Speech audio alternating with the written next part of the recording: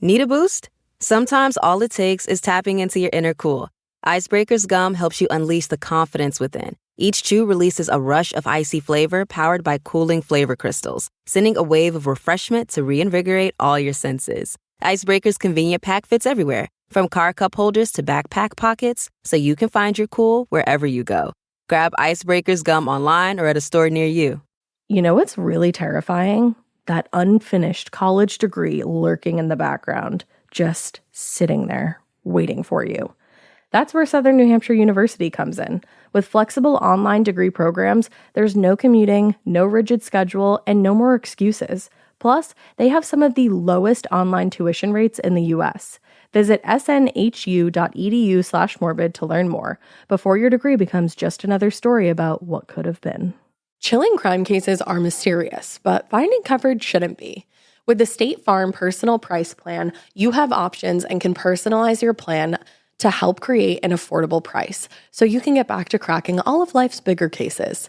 Talk to a State Farm agent today to learn how you can choose to bundle and save with the Personal Price Plan. Like a good neighbor, State Farm is there. Head to statefarm.com to get a quote. Prices are based on rating plans that vary by state. Coverage options are selected by the customer. Availability, amount of discounts and savings, and eligibility vary by state. Hey, weirdos. I'm Alaina. I'm Ash. I'm Sabrina. And I'm Corinne. And this is Morbid.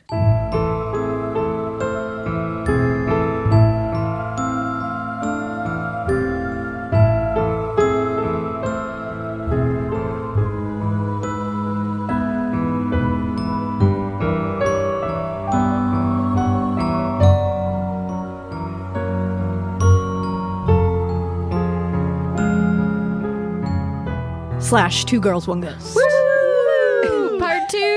It's a collab. Part 2 of the collab. You might have come over here from Two Girls, One Ghost, actually. I hope you did. Welcome. We hope so too. Welcome. Our lighting has changed, so no one will be able to see it. It's Never. true. The mood lighting. We're still in a bank vault. Yeah. But yes, we've got some spooky green lighting, which is awesome. It feels very like Disney, Ursula, evil, Swampy. I like swampy. it. Yeah. I like it. Elena I feel did right ask home. for black, I which did. would have been a whole vibe. A black What light. color do you want the lights? Black. I was like, I do love black. So, Like my That would soul. actually be so creepy to sit in total darkness where we cannot see each other. yeah. Ooh, I Candlelight. just like that, especially with our stories too that we're telling. Right? Yeah. Spooky. My brother and I, in our very haunted house in Vermont, we would play this game with each other where we would put a fog machine on in the basement, and then we would put one of those flashing like strobe lights on, but the really slow shutter, so it'd go like flash, and then a few beats would go, and then flash. But we'd walk around. This makes so and so much sometimes we would be like right next to each other, and we'd be like, ah! And the light comes on, or it was so spooky. That's amazing. That's That a sounds fun so game. much fun. That's Yeah. innovative. Corinne's childhood, every time she talks about it, I just imagine there was like a witch's brew and cauldron on the stove at I all love times. that. Oh, I want that to be my That they had like childhood. feathers and Abelonian shells and sage everywhere. They're I mean- cleansing the home. It was pretty much like that. Yeah, It was. Yes. cool. It was very close. That's amazing. Yeah. And that's so innovative of you guys. Oh, yes, thank you. Like The we things you would- do to entertain yourselves. Yeah, like me and my friends used to play this thing called Dangerous Hide and Seek. Wait, what? Yeah, This sounds and it's way worse. Not as cool as that at all, and definitely like way less high tech than that, But more dangerous. but way more dangerous. Somehow, we would do Dangerous Hide and Seek, where she had like stairs going down to the other part of her house where all the bedrooms were, and it was like this long hallway where the bedrooms were all lined on one side, and then on the left side there was like storage areas, like closets and shelving. And we would turn off all the lights down there because if you turned them off, there was no windows in the hallway. Oh my gosh. Pitch black. And then one person would leave obstacles for the other person and then hide. Well, the other person had to go through in the pitch black. My trying to locate where It's like you were. booby traps. Literally. Home Alone. Booby traps. Right. Yeah. No one broke a bone. That's Wow. amazing. Truly Were any iconic. parents present, or is this like the classic the like 80s. I was gonna say the classic You do 80s, whatever. 90s upbringing? You just do whatever. Yeah. This was like late 90s, I would say, early 2000s. So it was Yeah. like, but still, that was about that time. Everybody was working. So, Yeah. we were just home. We were just home playing Dangerous Hide and Seek. Let's Yeah. bring that back. Let's do like a podcast retreat where we just have all of our podcast friends come together and we like rent out some spooky mansions. And let's play hide and seek. Dangerous hide and Dangerous hide and seek. We play that strobe light game. Yeah. Fog machine hide and Can I seek. add? Okay, this is the game that we used to play before Princess Diaries did it, and they also did it like the cool way where you mattress surf with like the slide. But we would do it on stairwells, and my one friend had like a marble floor at the bottom of the stairwell, and the amount of times that I would like jam my jaw into the ground, but then like do it again. That's like that was a rough. Shocked you to lose a tooth. Yeah, Man. yeah. Damn. Man, we were feel that. dangerous kids, spooky kids. Clearly, we're Very spooky kids. yeah. We all survived. We did. Yeah. I didn't play a lot of games. I was trying to think of like a game to come up with, and I just couldn't think of one. Ash was just getting into trouble. Getting in trouble. Yeah. I was. Just being reckless. I mean, yeah. You know, I did a lot of solo things. My go-to was when I was like angry or upset, and I was upset a lot because I was I still am a very sensitive human. I would go into my basement and play Guitar Hero by myself and cry. Oh, wow. Oh my god! Just like let it all Pinky is out. like reaching for that far left yellow button, like bawling your eyes out.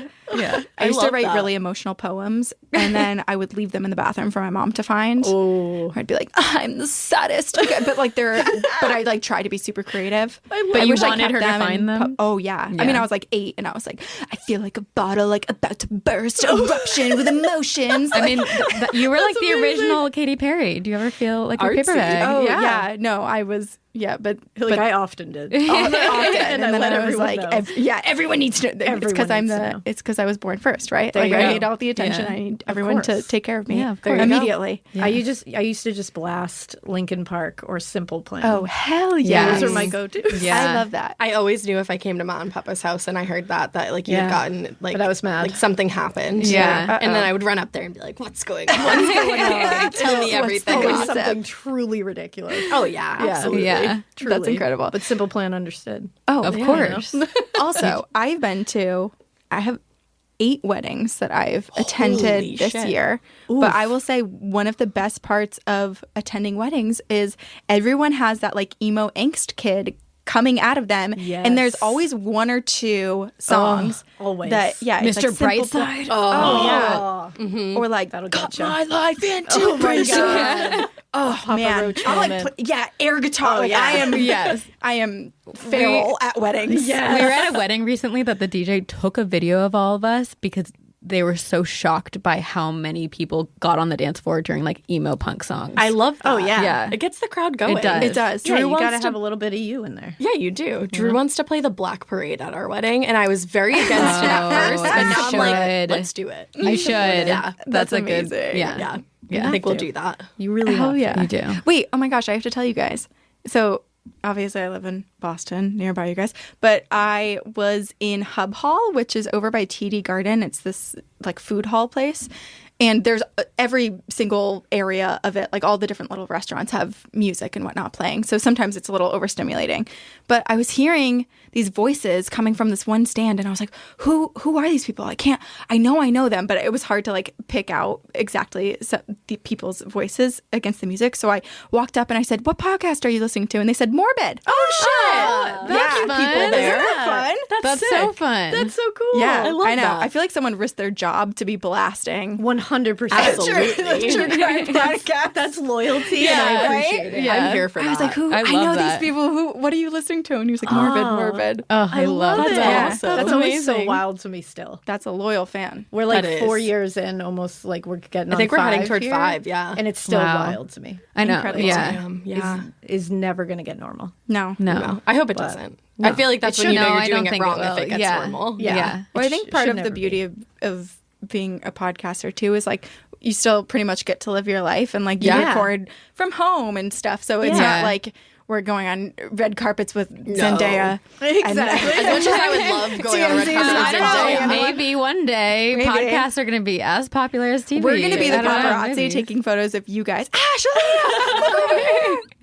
And I'll be hiding in my house in my sweatpants. Yeah. I know. We recently started doing a YouTube version of our podcast, and we're like, oh my gosh, that means we have to like put on real clothes. But now I do the never. thing where like I'm wearing like sweatpants and baggy things, and you only see like the newscaster. Yeah, The news exactly. anchor. Like I'm Exactly. in my underwear. Yeah. Anytime I have an important Zoom, I am newscaster. Yeah. Like I am always in sweatpants from 1000%. here down. I'm like, yes, I'm just presentable. From Yes, that's literally all that here up. matters. Yeah. When I was still working in an office, it was like the height of the pandemic, and we had an online virtual holiday party, and I surprised everybody with a game, and I was like, we're going to play a game where, because everyone was dressed up, like sequins and everything on the top. So I was like, we're going to play a game where everybody guesses what people have on the bottom, and you have to stand expose up and yourself. reveal. Yeah. So It was so fun. It was like Expose yourself. Yeah, it was the best time. It was everybody was cracking up. Oh my gosh, that is Yeah, it was funny. good.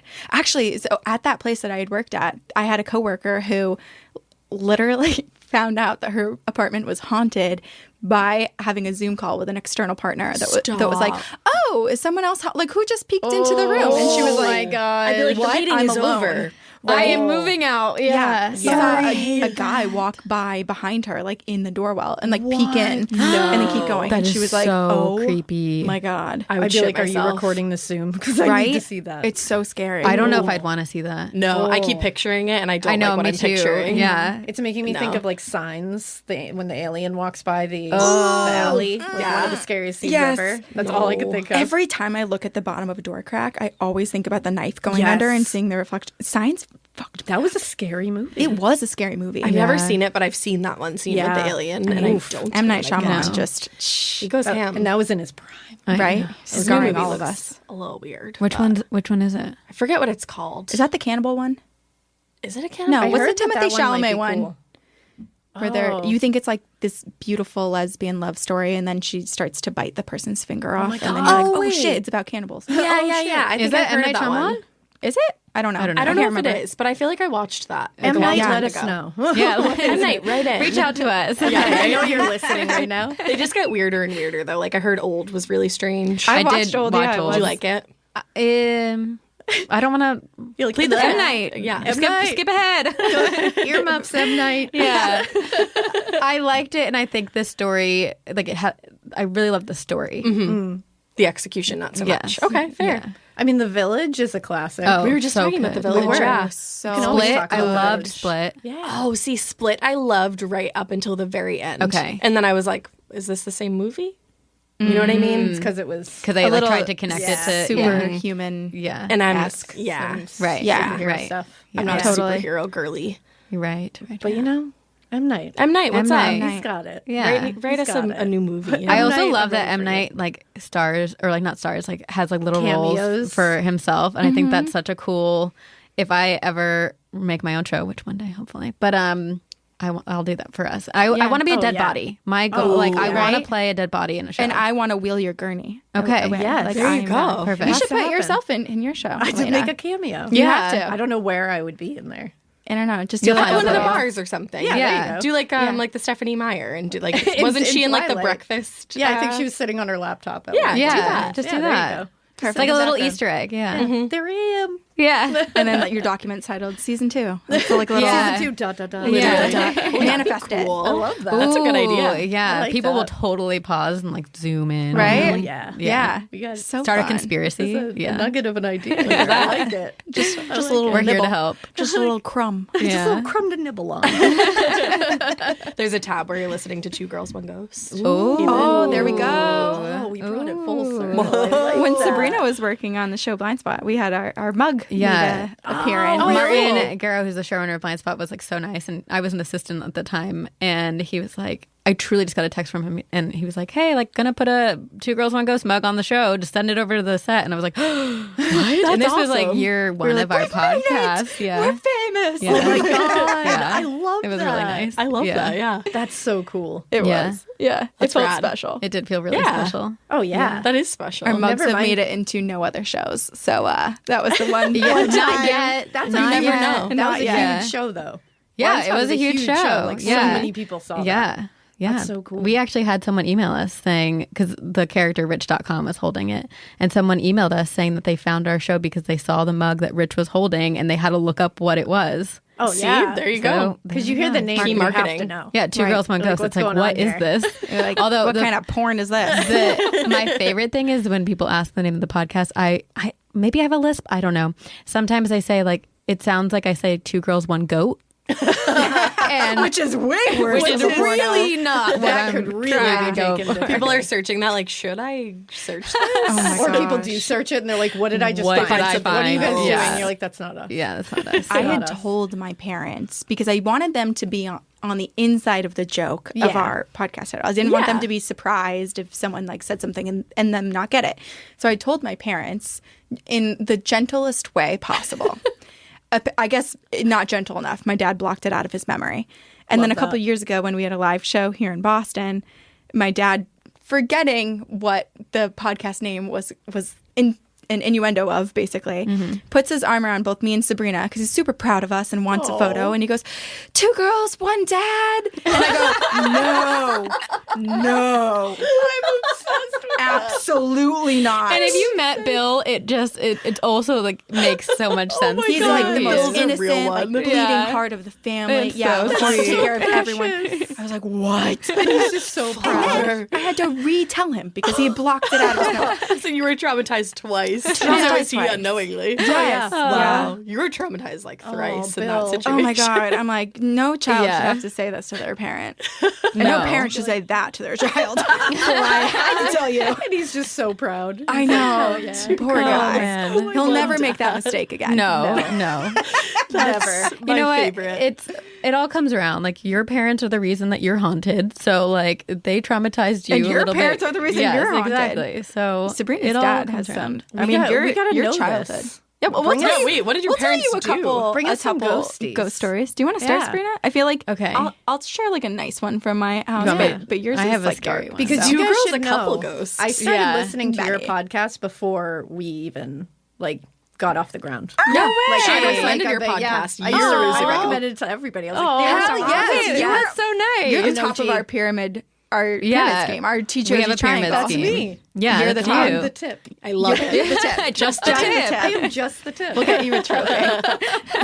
It'll just be like, no, I don't know how much I can say. I was going to say like a golden dildo or something. You can say whatever you want. I It could say be a wild goat. shit It on could this be a podcast. goat. It's a goat. It's a It's goat. just a goat. It's a goat. It's a I love goat. it. A live Yeah. one. Yeah. I'm ready for Some it. Let's people go. gift Thanksgiving turkeys. Other people gift goats. Goats. Yes. We're the goats. And if you Part want to one. know, you want to know what a hush turkey is, you listen to part 1 over on Two Girls Yeah. One Yeah, Whiskey. there we go. Exactly. Exactly. See, the nice like callback. Like We're a- connecting them Yeah. together. Of course. We're Little pros here. breadcrumb trail. Yeah, just the crumb. The breadcrumb. But yeah, bring us some ghost stories. Okay. What you got? Well, just as like some context, so my dad is very in tune with spirits, like has so many encounters. He was born and grew up in Pakistan and like just they have like a lot of like spooky stuff over there. My mom likes to say that he battles with a demon because he speaks another language. They're divorced. This is why she likes to say it. That he like would speak another language in his sleep. And he's done past life regression therapy, the hypnosis, and has been told that his past life is like trying to take over his current life. What? Yeah. Well, and his new partner has also Confirmed. that Yeah. That he this still is does still this. happening too. Yeah. So it's still trying to take over. Yeah. Wow. Yes. So he's kind of like always growing up. He was always the one experiencing things. But when I was like 4 years old, we moved into a new house. And this is, I don't live there now, so I can say it, Branchburg, New Jersey. It was a brand new house, farmland, first people to live in it. And I started having this reoccurring nightmare. Ooh. And my sister was 6 at the time, so it was just the 4 of us. And in my nightmare, I would always wake up the way that I had gone to sleep. So same pajamas, my room was as it was. And I'd wake up and I'd see this like figure in the doorway, and I had the feeling that I had to follow it. So I would follow it down the hallway to my sister's room. And when I'd get to my sister's room, I'd see these black and white orbs fighting over her, like diving down, fighting into her. And I would wake up in this moment. But I had it for a couple of years, and it would always leave me super unsettled and scared. And eventually it just stopped. Wow. Fast forward to, I'm like, and we had a bunch of hauntings in this house. Like my brother would wake up crying, saying, like, tell the little boy I don't want to play. So we knew the house was haunted. Nightmare. But yeah, oh yeah. Hate that. But fast forward to like 20 years later, I'm graduating college, and I'm telling my family, my dad, my sister, brother about recurring nightmares. And I mentioned this one. We're about to leave dinner. My dad looks at me and goes, that wasn't a nightmare. It happened in real life. And I was like, excuse me? Like what? Like what? Yeah, like you have to tell me. Glass shatter. So he goes on to tell me that when we first moved into that house, so like around the time these nightmares started, he had fallen asleep on the couch watching TV and woke up to a really loud noise. And so he wakes up, he thinks maybe it was just the TV, turns it off, starts locking the doors. It's late at night, locking the doors, make sure windows are closed. And the second he starts walking up the stairs, he just got that feeling that someone was in the house. And he goes up the stairs, checks on me. I'm asleep. My mom is asleep. And he starts walking down the hallway. And like the closer he got to my sister's room, like the more dread filled his like whole body. I have chills right now. Yeah. He reaches the door handle and it's ice cold. He opens the door and all of the air is sucked out of the room. And it is just like, he was like, every instinct is telling him to run, but his daughter is sleeping. You have to go in for bed. it as a parent. So he Alaina, I takes- hope this never happens to you. I know. I hope not. Oh my God. I'm never coming over again if it does. So we're going to need a new podcast room.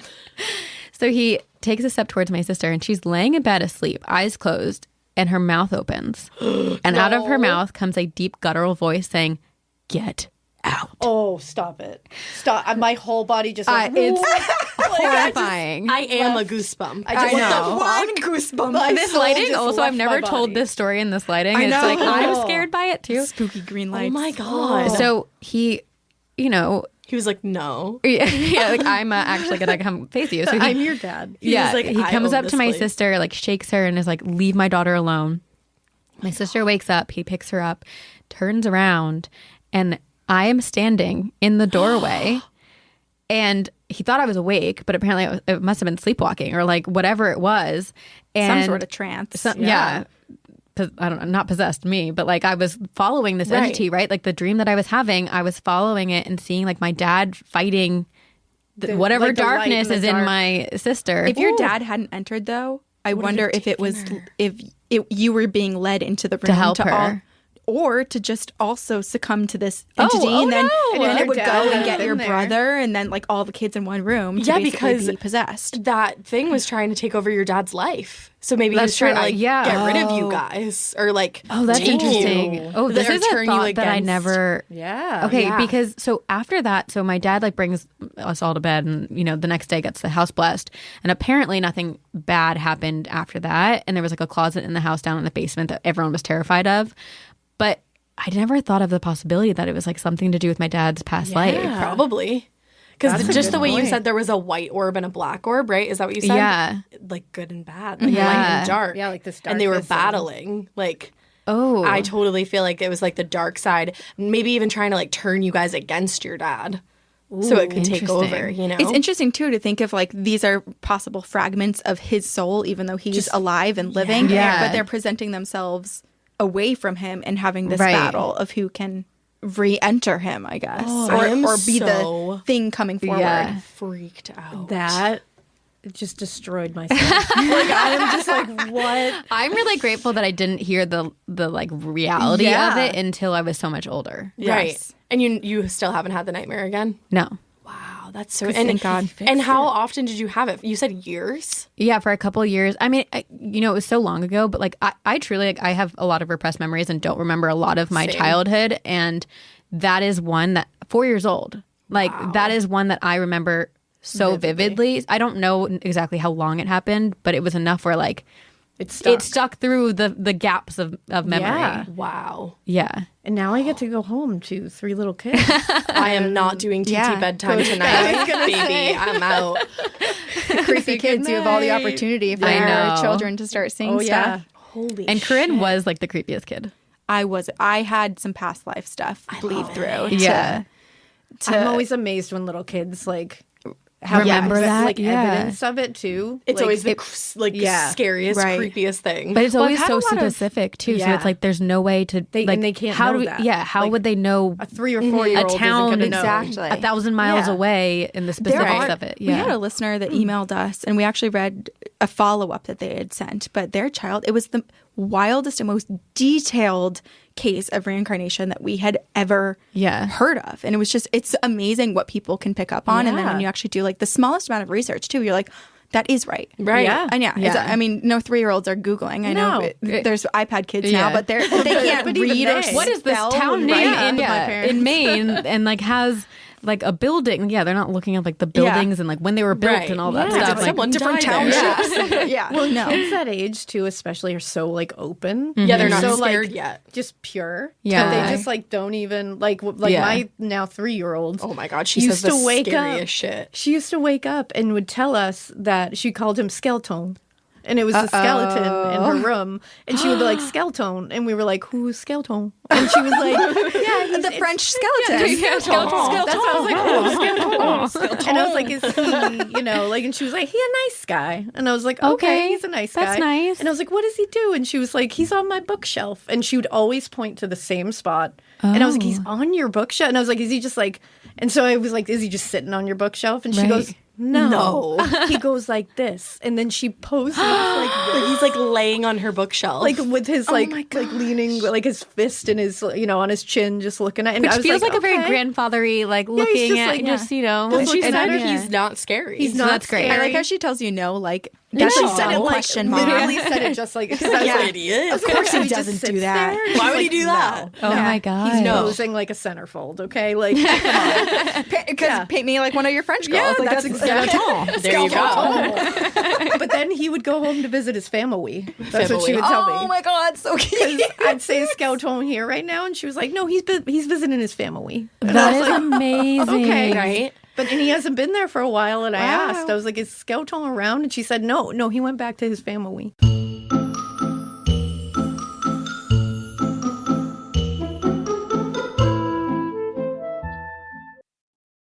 Your home should show off who you are. Now is the time to boldly write the newest chapter in your home story. And your main character? It's Ashley. Ashley has styles that balance timeless appeal and modern trends to bring your personal look home. Yes, these are well-crafted and affordable pieces with eye-catching design, but they're also built to stand up to real life. With features like stain-resistant performance fabric, options that are incredibly durable, easy to clean, and stain-resistant with machine-washable covers. Plus, Ashley provides fast, reliable, white-glove delivery right to your room of choice, so you can style your space without any stress. Ashley was nice enough to send us a bunch of new pieces for my pod lab at my house, and when I tell you they deliver it to your room of choice, unfortunately they did have to deliver to the attic, but they could not have been nicer about it. I got, or was gifted, I should say, the Revion Lake sofa and love seat. It's in this like olive colored velvety fabric. It's so nice. I will say it is so freaking easy to clean because if you know me, you know that I have a white cat and a black cat and then a multicolored cat. The white cat loves to just roll all up on this furniture and leave his hair everywhere, but it's so easy to vacuum. I also got the Meili coffee table. So I have that, like I said, in my attic, but I'm ready to order another one for my living room because this coffee table is so beautiful. It has this like antique old money vibe to it. I absolutely love it. And then finally, I got 3 actually of the core stone end tables. They have little shelves in them so you can dress them up and, kind of like personalize them to your style. I highly, highly recommend all of the pieces that I got. And I just recommend Ashley in general. It was such an easy process to shop with them and the delivery, all of that from start to finish. It was awesome. Visit your local Ashley store or head to ashley.com to find your style.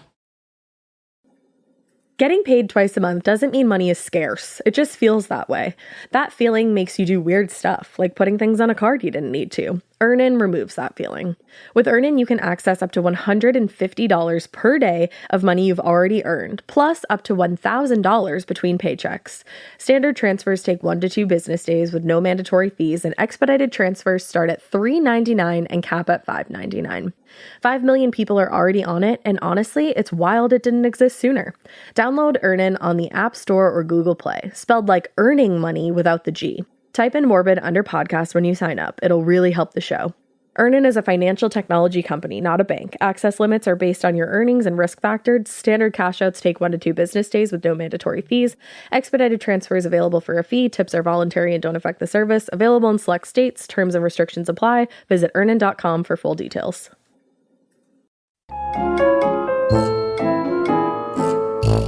But do you know who is around? The Mister. The Mister. I'm just going to let that like sink in for a second. That's a new one that she came up The with. Mister. He doesn't have eyes, but he can find us. That's what she said. Oh my gosh! She said he doesn't have eyes. Like nipples he just got can hurt. What? I feel like everything just responded to that. Everything is alert. High alert.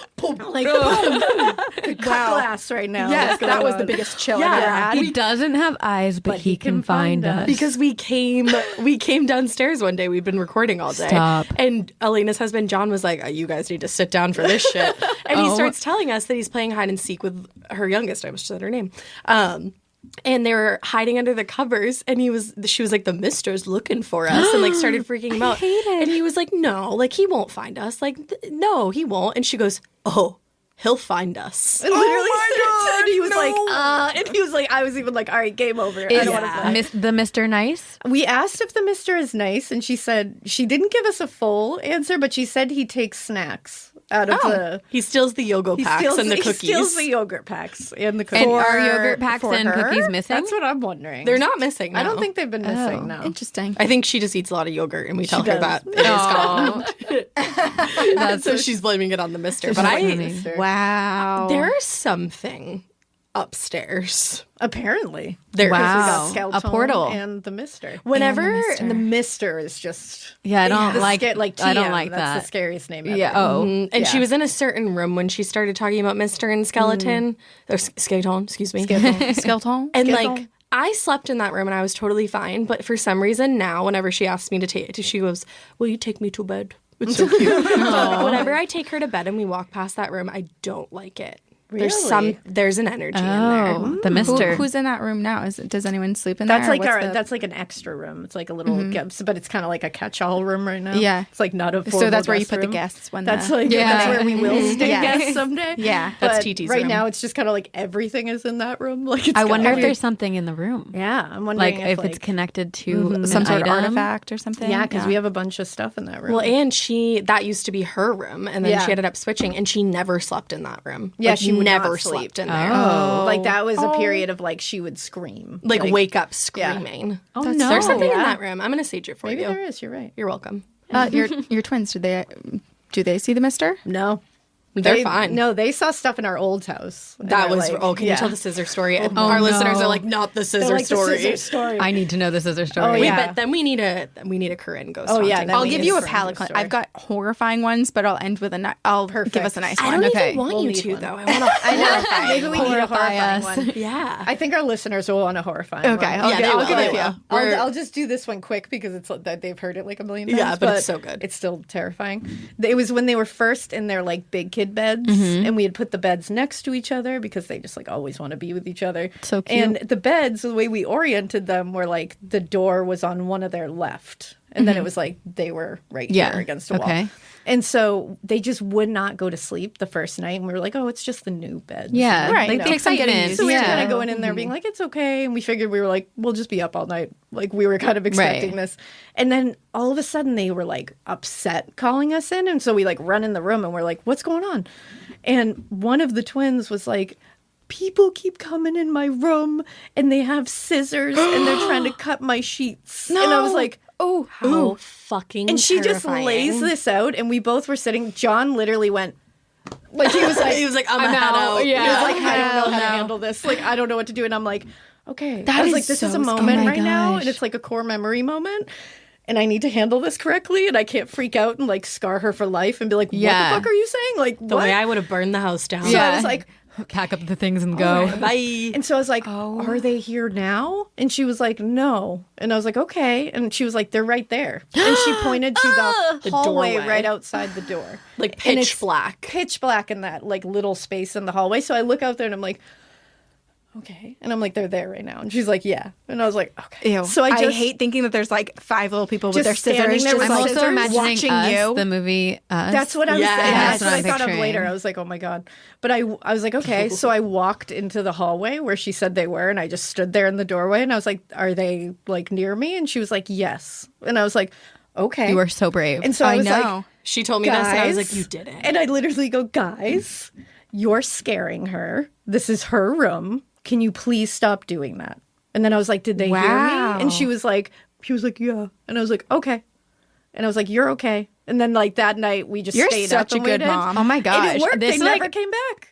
Right? They never came If my back. child was like, check under my bed, I'd be like, you check under the bed Check first. under your bed. I'm scared now. Get rid of the whole kid. You What just do you throw it mean? out the Why? What's window. under there? It's, you know what it is? It's one of those things Wow. like John and I have like an agreement with everything that like if one of us is like, this is too much for me to handle, the Yeah. other one has to like step Step the fuck up. up. Yeah. And, like, Oh that my was one of gosh. those moments that John was like, this is not yours. He can handle like the vomit. And he's like, I got that. Like you handle the paranormal stuff. Oh I'm my picturing the show gosh. Ghosts when they go, the American version when they're down in the basement, and then there's just like all of the spirits Yes. around them when Yeah. they're like trying to figure out the hot water heater or That's- whatever. I could just, that's So the kind of scary. thing I was picturing. Right. I was like, Yes, but they're it all was- you around just you, can't see staring them. at you, Yeah. and they're just, you're. Apparently God. they never came back. You have to, claim your space. and they tell them never had a off. problem No. in that room again. Never. Ever. Well, that's good. They slept Wow. like champions. Wow. We ended up moving my- their bed away from that orientation, but Yeah. because I was like, this is a little Yeah. not Freaky. fun. I don't want you looking into that hallway. If my kids are scared in the night, you're the first call, so you better Yeah, answer. Yeah, over. yeah. Oh, let's establish dominance over these Please do. spirits. You know what feels like a fix, but is actually the opposite to a spooky room? I always thought, like, oh, what if I just have a canopy over my bed so then I can't see what's but out? then- but then it makes it so I'm much picturing worse. hands. Yeah. Right, because then you're like, Just what's on the like- other side of the cloth? Yeah, Yeah. I need to see Yes. what's going on. Yeah. Like under the covers isn't for me because No. I need to No. be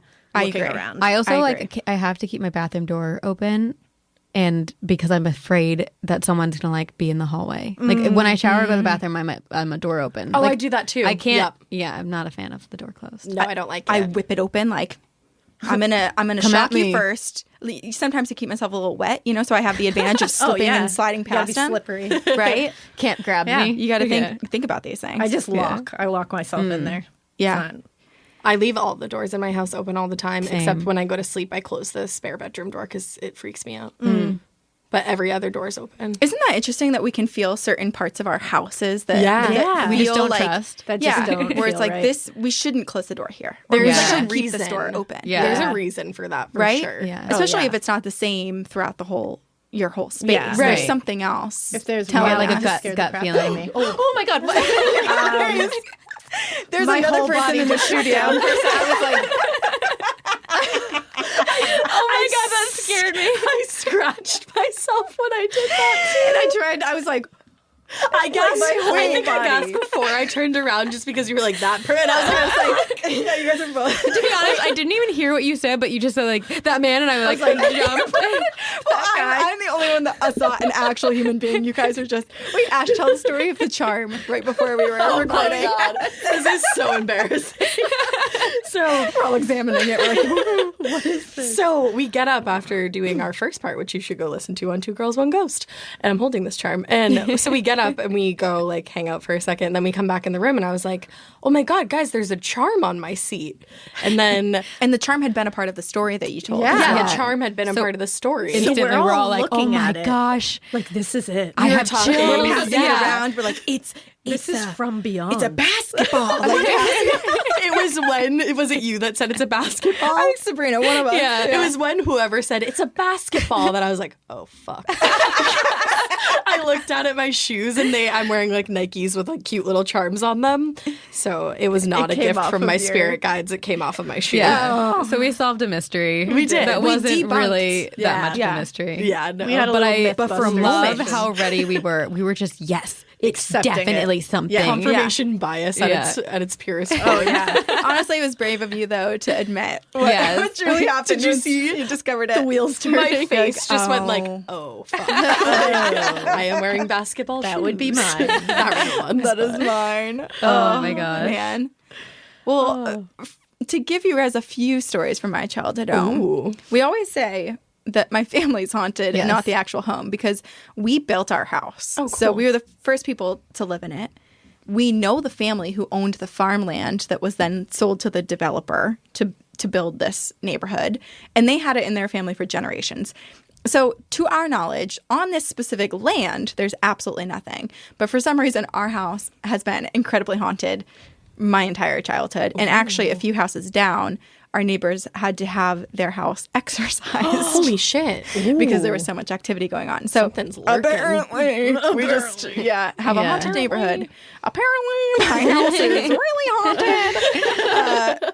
But yeah, there's been stuff that's happened my entire life, and I kind of grew up where my mom was always believing me and my brother when we would say we would see stuff, but my dad was taking the position of like not wanting to scare the kids, and he thought like the parenting choice he would make is saying like, oh well, that's just your imagination, you know, like the classic thing.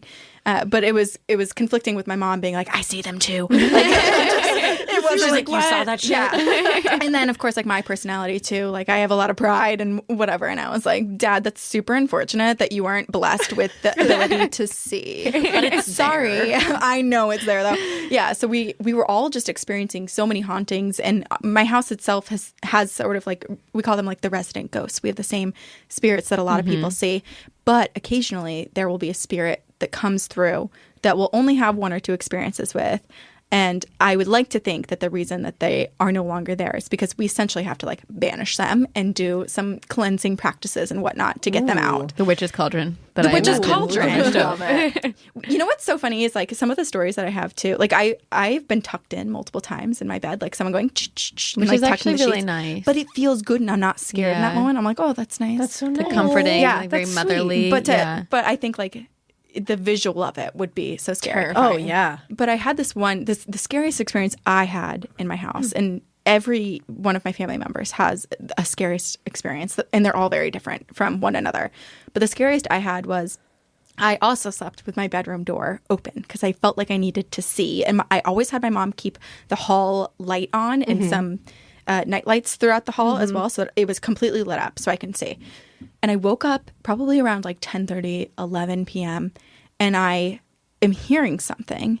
And the way that my bed was I had it pushed into the corner so that I could face out and be protected, and then my back would be protected with the wall because I couldn't be exposed on either side. Yeah. So I was facing, the way that I made myself sleep every night was I was facing the door, and the door was facing the top of the stairwell. So basically like the stairs turn, and then I see the last 5 steps, the landing, and then the majority of the hallway as it loops back to my bedroom. And so I start to turn, and I see someone's hand on the railing. And it is very slowly, like this whole experience took like 30 minutes. It is like the pace of a snail going slowly up the railing. What? And I can start to see the hand and the arm. And it's this man, and he's older. Like his hands are, he's lived a life. Like, have I heard this? They're wrinkled. Probably not. I'm sure I've told you like a piece of it before. Oh my gosh. And he gets to the top of the stairs, and now I can see what he's wearing. He's basically wearing like a combat, like pants, like cargo, like has a bunch of pockets or whatever, and a t-shirt. And his hair is like a military cut, and it's super blonde white. And then he starts to turn, and his hand is still on the railing, and he's turning, and now it's like on the banister that is horizontal, and he's coming down the hallway. His face is filled with scars. His face looks so evil. And now that he's facing me, he's staring at me. Oh my God. And I'm in my bedroom, and I sit up in bed so that I can see him continue closer to me as he starts to get out of sight in like my blind spot of my doorway. And so we're staring at each other for probably 20 How old minutes. are you? Oh my God. I was probably 14 or 15. Holy shit. Yeah. And he's making his way, slowly inching. And I'm like barely breathing because he feels so evil. And the way he's looking at me is not like just this residual haunting or like a confused spirit that's just a shock to see me. Like he feels horrible. Oh my God. I would And go he into cardiac arrest. Oh my God. Yes. I'd be I so am good. right now. Straight up. Like Yeah. right now. I'm like, Currently in Call arrest. 911. Yeah. So he disappears out of sight for a moment, and I'm still standing there or sitting in my bed. And then eventually he makes his way out of that blind spot into my doorway. And he's standing in my doorframe, staring at me for probably another 5 minutes. Oh my God, I'm so stressed How did you out not right shit now. yourself? I was like, did not barely have breath. Like Yeah. there was Yeah, no, I couldn't even frozen. scream like mom. Like No, nothing. no. I would have I passed was away. yes. Yeah, I I was- mean, they say fight or flight, but I feel like freeze is such a real reaction yeah. in, And I think in it's terrifying moments. Like the more often reaction, Yes. you know? Yes, Yeah. it is because you also have to like evaluate what's happening. Yeah. and Yeah. especially when it's something paranormal. Like what the I was hell are going you to say in supposed this, to do? what are you supposed to evaluate Right. here? I'm going to Yeah. run through him. Yeah. Like, come on. Like, Yeah, you don't even throw punches. Right. Like, I don't know what Can to you? do. Right. Exactly. And so, I mean, this whole ordeal has taken like 20, 25, 30 minutes or whatever of him coming around. So he's slow as molasses. Like, it could not be a slower crawl for this guy to get close to me. I wonder Which is why. why the next part is so terrifying. oh no. No. A full-on sprint. from the doorway to me on the bed. I'm sitting up. When he gets to me, I can't see him anymore, but I'm blasted back onto the bed. My body whips back. I'm now laying down. I shoot myself back up and I sprint to my parents' room and I get my mom. What the fuck? My mom. Can't believe I don't know this. Oh yeah, I don't know why she didn't let me just like sleep in between my mom and my dad. I mean, I'm 15. Like it's a small bed for like 3 adults to be there. I was terrified. So my mom was like, "Okay, fine. Like you'll be okay. I'll come back and sleep with you." So she comes back to my room with me. I don't see the man anywhere, but I'm like super paranoid. Yeah. So it's like, I don't know, 11:15 at night. She sleeps. I'm against the wall. She sleeps, so she's looking out at the doorway. Finally, I fall back to sleep. I wake up again a few hours later because I feel like I sense something. And I turn around and he's at the doorway again, staring. No, why is he there? Why is he still there? I hate it. Yeah, so I stared at him for another 5 minutes and then I just like lowered myself and just like faced away and didn't sleep the rest of the night and checked a couple more times and he had been gone. But that was my scariest experience that I ever had. That is at the my scariest house. thing I've ever Horrifying. heard. He never came back after that? No. What the fuck? And I just, like, why was he moving so slowly towards you that whole time? And then a full-on sprint too. right. It's like The full-on he was trying to sprint. torture me. The full-on Or sprint. do you think he Sprint was is so scary? Do you think like he had to go up the stairs that slowly to like build that energy and knew what he was doing? He you was know like what I mean? powering up. My thing is, was he getting energy from the fear you were feeling? Exactly. and he was taking his time Taking to it like all. build it. Oh and my build God. it. And was he trying finally, to possess me? I You were don't know. And today we are going to Right. talk to that man now because he's He's still we've inside invited of him. you. No, that man is Mister. He lost his eyes. He lost his eyes. He will find He you. lost a few things along the way. Oh my God. That's by far the scariest, but I'll give you a quick one to end on that's a lot nicer. With your mom. Holy shit. I need something My- nice. I'm not well, bitch. I'm going to talk about the dog. Oh, that's cute too. Yeah, the dog Okay, one. Okay, so I had a dog growing up. His name was Wrinkles. He was completely smooth. Wrinkles, the smooth dog. That's hilarious. He was wrinkly when he was little. We didn't know thought he he'd had stay all the wrinkly, skin. you He that- grew out of it. he very quickly. It was embarrassing. But he was a black dog. And throughout my childhood, we had multiple of my friends say that they saw a black dog. And we always were kind of like, oh, it must have been Wrinkles. And they're like, no, I saw another black dog, like a black lab with a red collar. And so we kind of had heard from other people, mostly children, that they were seeing another black dog in our house. And then my mom, one of her college friends was visiting, and his partner was sitting at the kitchen table and said, oh, I don't mean to alarm you guys. I don't know if you believe in spirits at all, but there's like, a ghost dog was here. like, oh. Yeah, and the ghost dog did like a little drive-by kiss, like walked under the table and kissed her leg. That's the cutest thing Yes, I've ever it heard. is really and so we were sweet. like, oh my gosh, like this whole time we thought our dog was like an only child, but clearly there's another dog here, but we'd never seen the dog. The only time anyone in my family saw this dog this is probably one of my mom's scariest moments, but she woke up in the middle of the night because what she thought at the time was my dog jumping on the bed and cowering had woken her up. And my dad was out on traveling for work.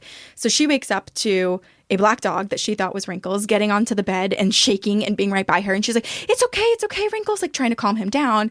She looks up and there is a black mass, like a mist coming down the hallway of her bedroom towards her. And she's like, I gotta protect my dog. And she just goes, get out, and a like yells and badass. I points. know. And the mist like a dissipates badass. and kind of like Mist was disappears like, in a well, fuck. moment. Yeah. like shit. And the dog is cowering to the side of her. And then my dog gets out of his crate. And my mom like looks down and sees Wrinkles and then looks to the dog on the bed and realizes that it's not Wrinkles. And then in that moment, the ghost dog was scared. he was horrified. He was so scared. him. Yeah, he ran to my mom for Because she protection. knew. She was like, she'll get me. Right, got exactly. me. Oh my So that was the God. only time we've ever seen the ghost dog. But yeah, there's a black dog with a red collar that's living. Wow. He just drive-by kisses. Drive-by kiss. He's just a He little loves sweetie. snuggles. Right, Oh, exactly. That's That what we is need. bonkers. And then Yeah. when my dog had passed away, the 6 months after he passed, there was a lot of experiences we had with him. We have some like photo proof of a few things too.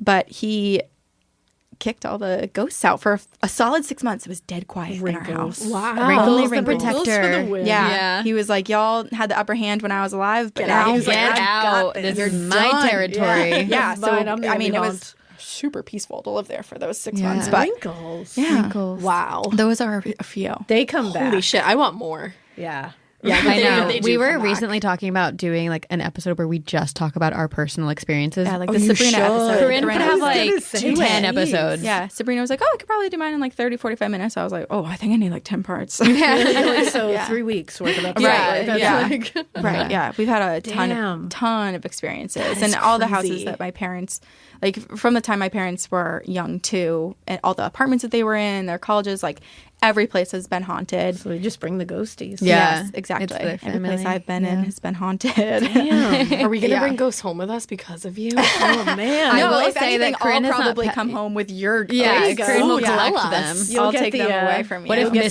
Skeleton in the Mister. Mr. goes home Yeah. with Corinne? Yeah. Yes, You might get the Mister. Wake up with a little Skeleton boy seems reading your fine. book. Skeleton, I like want him back. Yeah. I'm like, come on, Skeleton. I like that he went to see his family. That he probably announced to your child too, I'm gonna and was see like, my you know what, family." I'm gonna do some traveling. Like, here are Yeah. my plans. I He's might a see you good in a few guy. months. Yeah, he's just telling like Yeah. a 2-year-old that. He was just like, hey, I'm going to go see my family. I He's do just like, There's wonder- some transparency here with this relationship. Yeah, I she might be wanted to gone for a know. little while. Here's where I'll be. If Mr. came though because Skeleton is not there. maybe because maybe Skeleton was is the like, protector. Yeah. Right, exactly. And that's why he was just like, Yeah.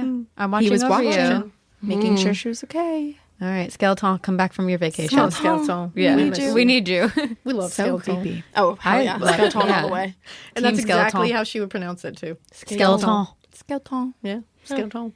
Well, the East Coast itself is just extremely Yes, haunted. I feel it's like true. no matter where we are, there's so much history behind Oh, every yeah. place and so many spirits behind every place, too. Oh, totally. Yeah. Which is a beautiful transition. I was going to say. I was going to say that too. What a Well segue. done. Yeah, guys. What a 5 years later, and I'm like halfway there. You know what? I loved it. Because today, what we did in the first part of this was we took some hometown cases. We did Sabrina's hometown Jersey. and a Boston case. Woohoo. Yeah. Whatever. Yeah. You're pointing at Ash, pointing but at it's for us. both of you.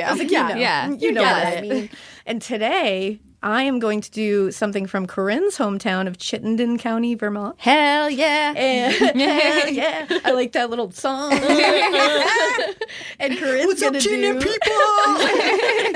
and Corinne's gonna do something from Boston. Boston. So we're keeping this going here.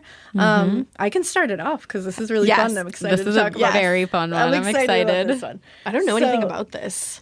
I'm going to talk about Champ, Woo. the lake monster, because why not? Why not? Who doesn't love a cryptid? Yeah. And Champ seems awesome.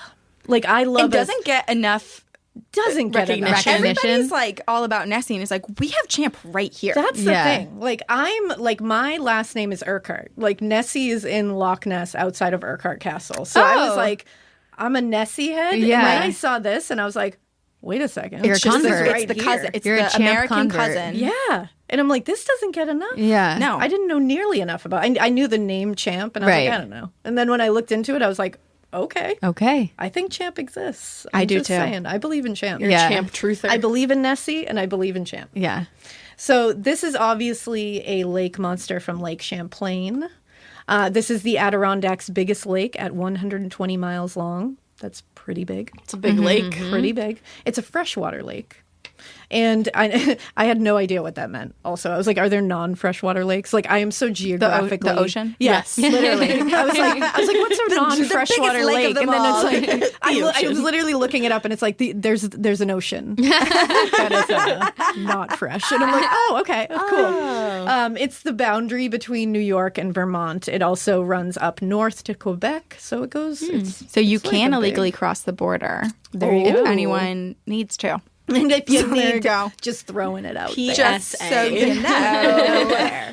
And All of a this, sudden, they see like an uptick.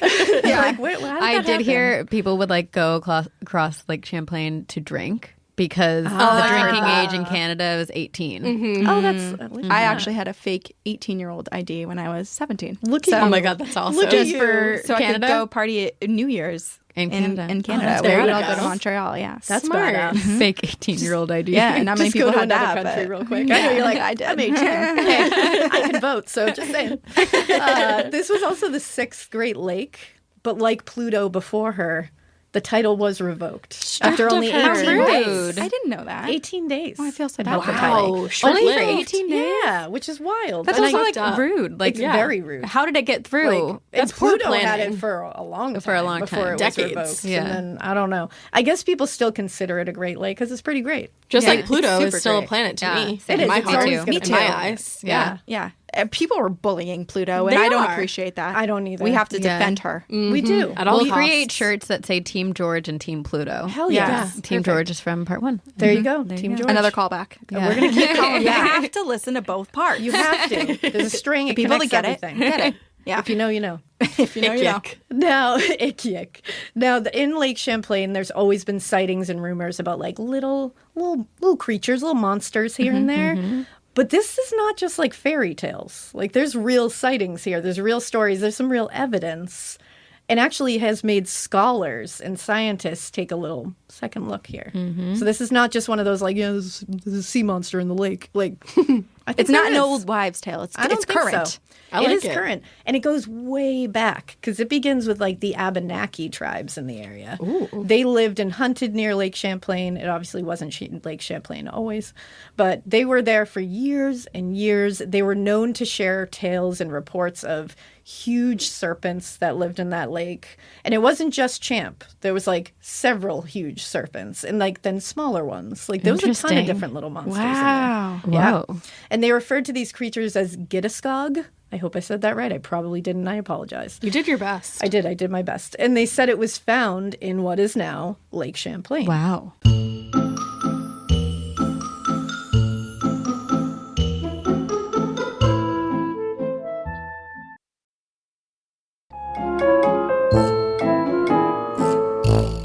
So the Abenakis would actually warn French explorers about keeping out of the lake and respecting this serpent.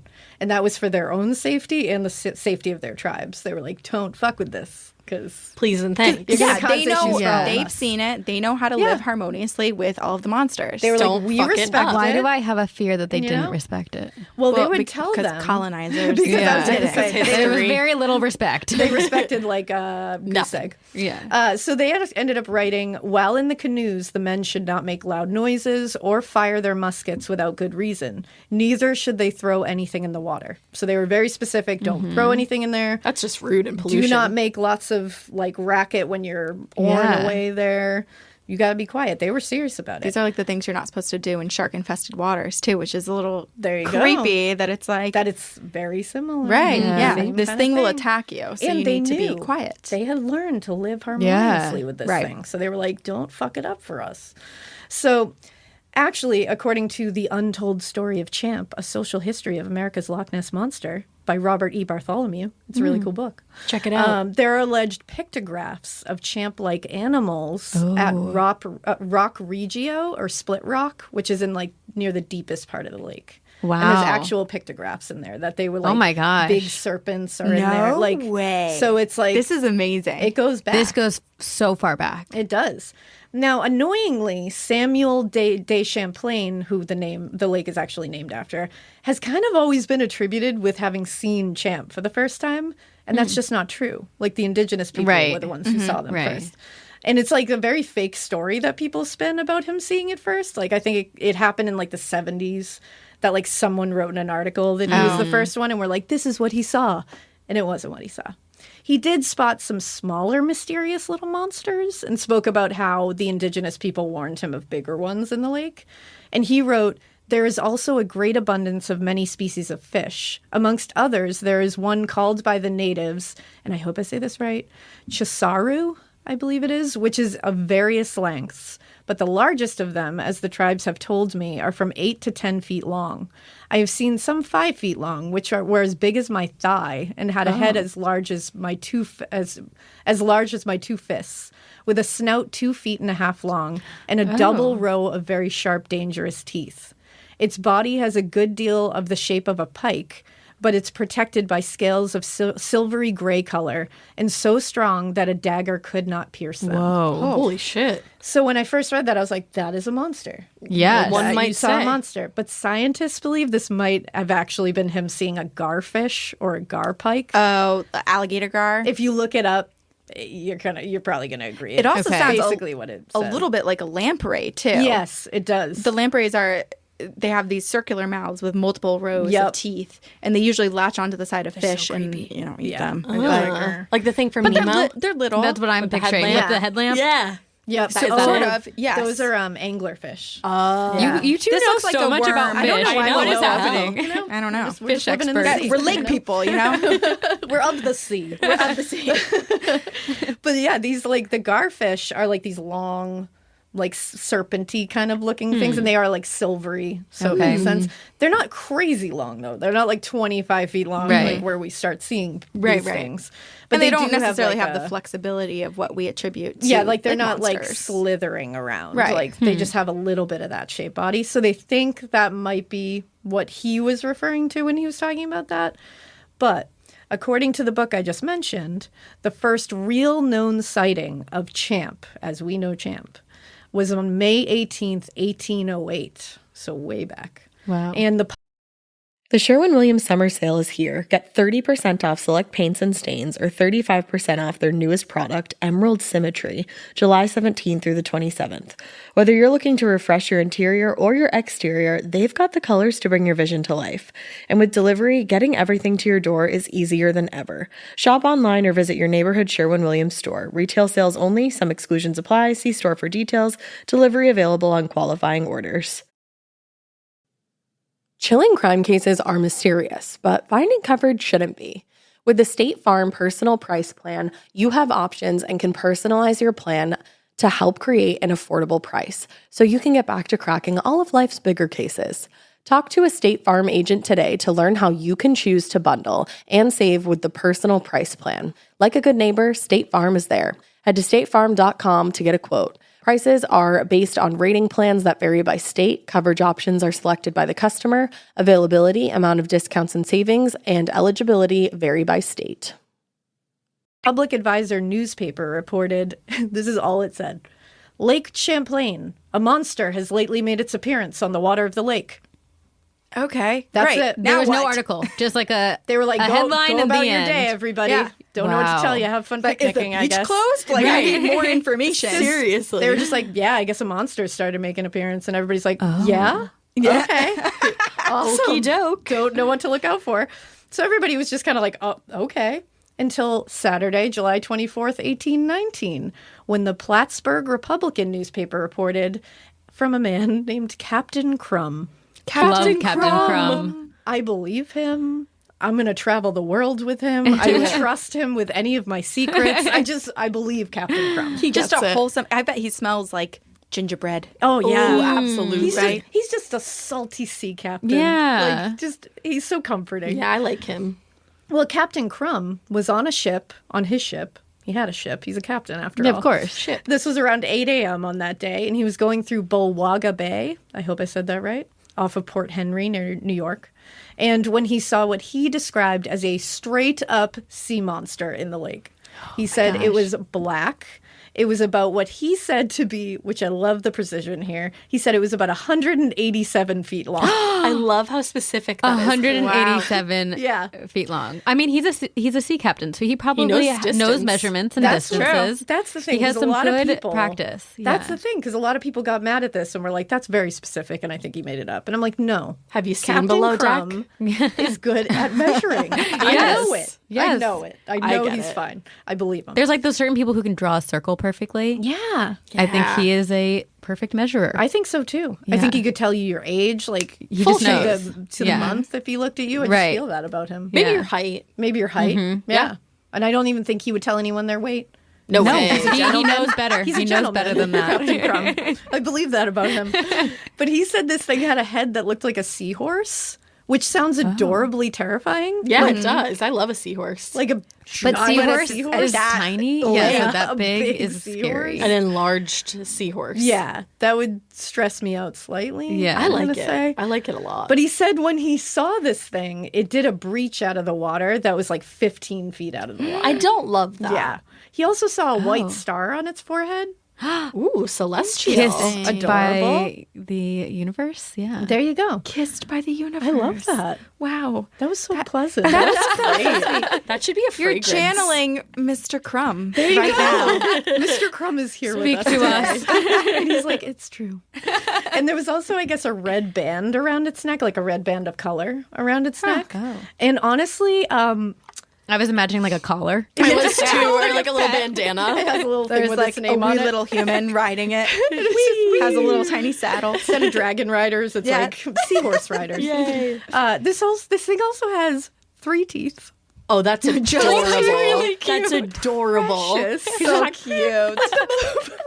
And I imagine there's like a big gap between all of them. And I think it was like he said 1 on the top and then 2 on the bottom, which is like the cutest that's thing I've really ever heard. cute. And you know they're not pointy, you know, they're like little No. mounds. Yeah, just like cute little Oh, baby he's a teeth. vegetarian for sure. Yeah, absolutely. Yeah. He's like like a giant- Land Before Time. This Yes. is what Yeah. it feels like. He's like a giant sea toddler. Yeah. Like, he's just like, Oh. I love it.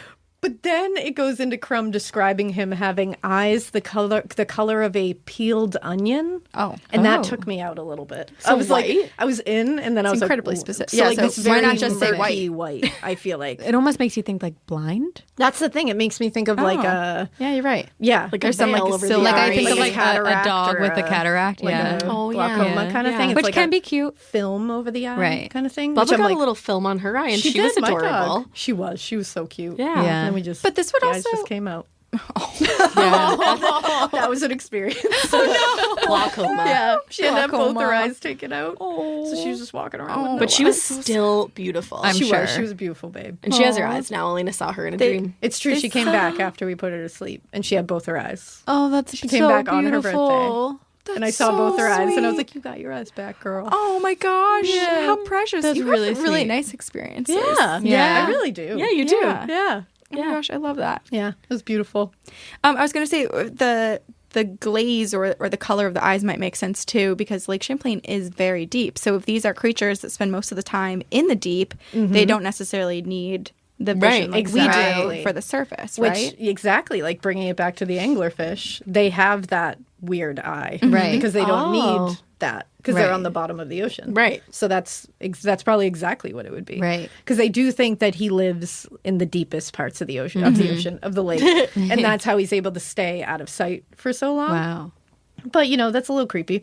And he apparently moved very quickly through the water, and then he just dove under, and that was that. Well, don't we all have places to go? We do, and so does Champ. Yeah. And But Champ likes Mr. Crumb. He does. Captain Crumb. He was like, I just need to say hi. He gave him a Check him wink out. and then went Yeah. back down. Go a back little down. foggy eye wink. Yeah. And I he's feel like, like it's very flattering if you see a cryptid, they've chosen you. Depending on the cryptid. Yes, Yeah. sure. Yeah. Flattering depending. Yeah. Yeah. But this one, I'd This be one's flattered as flattering, fuck. yeah. Yeah. oh, yeah. I feel like I'd be flattered no matter what. Even if it was like the Flatwoods monster, I'd still be Oh. like, thanks, girl. Mothman, I'd be like, yeah. Oh, okay. Mothman, I'd be like, away. yeah. Yeah, let's go on a date. Let's go. We actually asked people when we were doing a meet and greet for the show who they would want to go on a date with if they had to choose any cryptid, and overwhelmingly so. Oh, Mothman, People chose always. Mothman. Yeah. Do you guys follow him on Twitter? Mothman. No. I used to. He's a great follow. Okay, Oh. we'll follow. Wow. Yeah. New fan. Yep. I love that. I love that Yeah. for everybody. Yeah, you're I never welcome, thought guys. of any cryptid as hot, but like I love that everybody I mean, loves Mothman. I think he's pretty chiseled.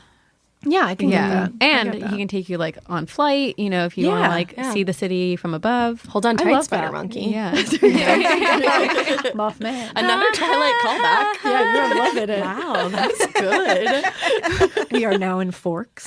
Welcome. This is now a Twilight podcast. We're just gonna watch all the movies. Team Imagine. Vampire all the way. Spin-off of your new There you go. Yeah. We're just There gonna you go. do a little side tale. Yeah. That's what's next. Yeah, Part you know? 2. Part 2 is Twilight. Everybody would be like, wow, okay.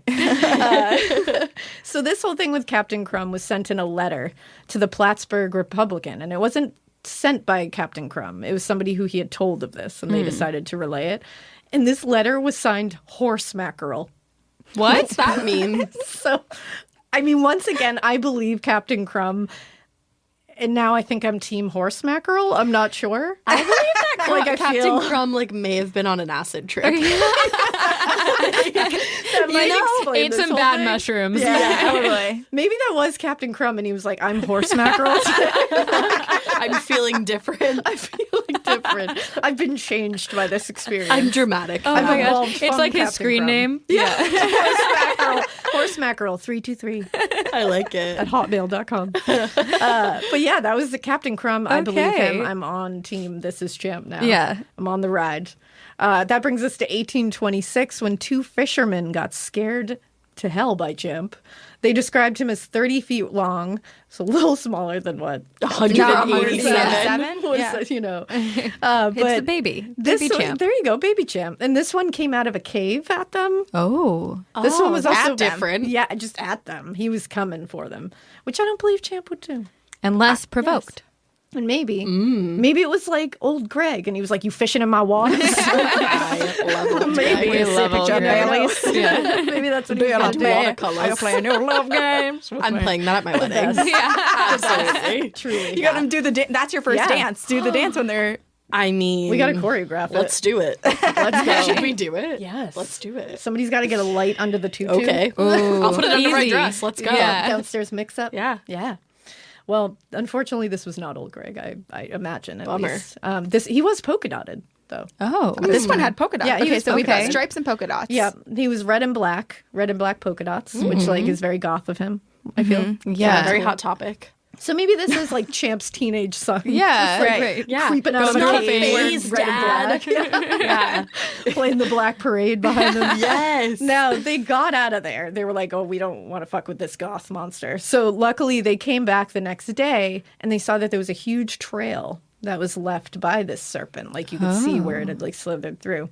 And apparently it smelled bad. Oh gosh. It's of the sea. Yeah. Well, but they said it had a snake-like smell. What is Snake that? smell like? Which is where they lose me. Because Leather. like, what the fuck does a And also, snake how do smell you like? know? Leathery? Yeah, I don't know. I'm guessing.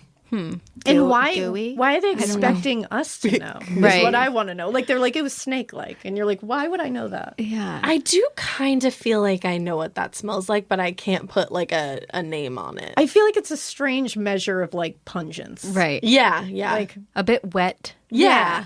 maybe, like, That'd yeah. be a cool candle line. Like you know, wet like all leather. the scents that you don't really realize that you have can't a scent. understand. Yeah. Snake. And you're like, what do you think it smells like? Yes. Check it out. Test your With a sense. scratch and sniff. Yeah. Snake. It would be like those gross jelly beans. Oh. Where it's like, you just take your life in your hands. Yeah, you never know what you're going to get. It's a fun Earwax. time though. Because I feel like it would kind of be like wet dog or something. Yeah. Yeah. It's, Yeah. I'm picturing like I feel like I'm smelling wet straw right Yeah. now, which Oh, is what yeah. I'm. Wet Yeah. straw. Yeah, you know, like some hay. hay. Yeah. Yes. Oh, I was picturing like a straw you drink out of. So Just I was like, Like the one Yeah. the champ puts between his 3 teeth. He just sticks it yeah, right in there the you middle go. of the gap Yeah. right there. 3 toddler teeth. Yeah. He just sprays it. So there was that one. And then later in the 1800s, it was a real time for Champ in the late 1800s. He was putting on a show. He was coming out a lot. And he was really revealing himself to like big ships and steamers. He was like the whole crew, all the passengers would see him all at once and they would all report it. He's like, I'm real. Yeah, there was like Yeah. big group sightings of him. Okay. Oh, I wish I throughout lived then. Right? You're just standing on a steamer on Right. your way to sea and you see Champ. Except the War of 1812, and then there's a That lot of whole people thing. that died right there. You know, Yeah. that, there's some stuff going on. Maybe I don't want to live then. Maybe I just want to plop onto a steamer for like 10 minutes, see Champ, See and then be Champ, like, and then just and I'm out. time's up. Yeah. Just gun it to 88 and go back. Back in the DeLorean. Yeah, I'm all set with that. But in the 1871, everyone on the Curlew steamship saw a monster in the water that they described as going railroad speed. So it was That's like fast. flying through the water. One might say like 187 miles an hour. You never know. There you go. Maybe he just confused it. Perhaps. Oh. Maybe he had the right thing. But yeah, so these are big group sightings of this monster. Yeah. Which is more evidence that it's It real. is. I think he's real. And then in July 1873, there was a story in the Whitehall Times that said a crew working laying down railroad tracks in, I think it was in the town of Dresden in New York, which at the time was super rustic, like very uninhabited, very unpopulated. It was like pretty treacherous, actually. There was like big nests of, like what do they call rattlesnakes everywhere. Oh. It was like somewhere you just could not just like toot Dangerous. around in.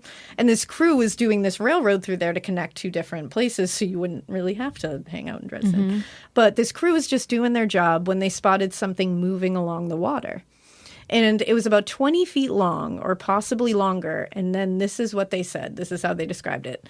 As he rapidly swam away, portions of his body, which seemed to be covered with bright silver-like scales, glistened in the sun like burnished metal. Ooh. From his nostrils, he would occasionally spurt streams of water above his head at an altitude of about 20 feet. Cool party Which trick. I love. That is very He's putting on a impressive. show. Yeah. He's a little whale. He loves it. The appearance of his head was round, which I loved it, round and flat.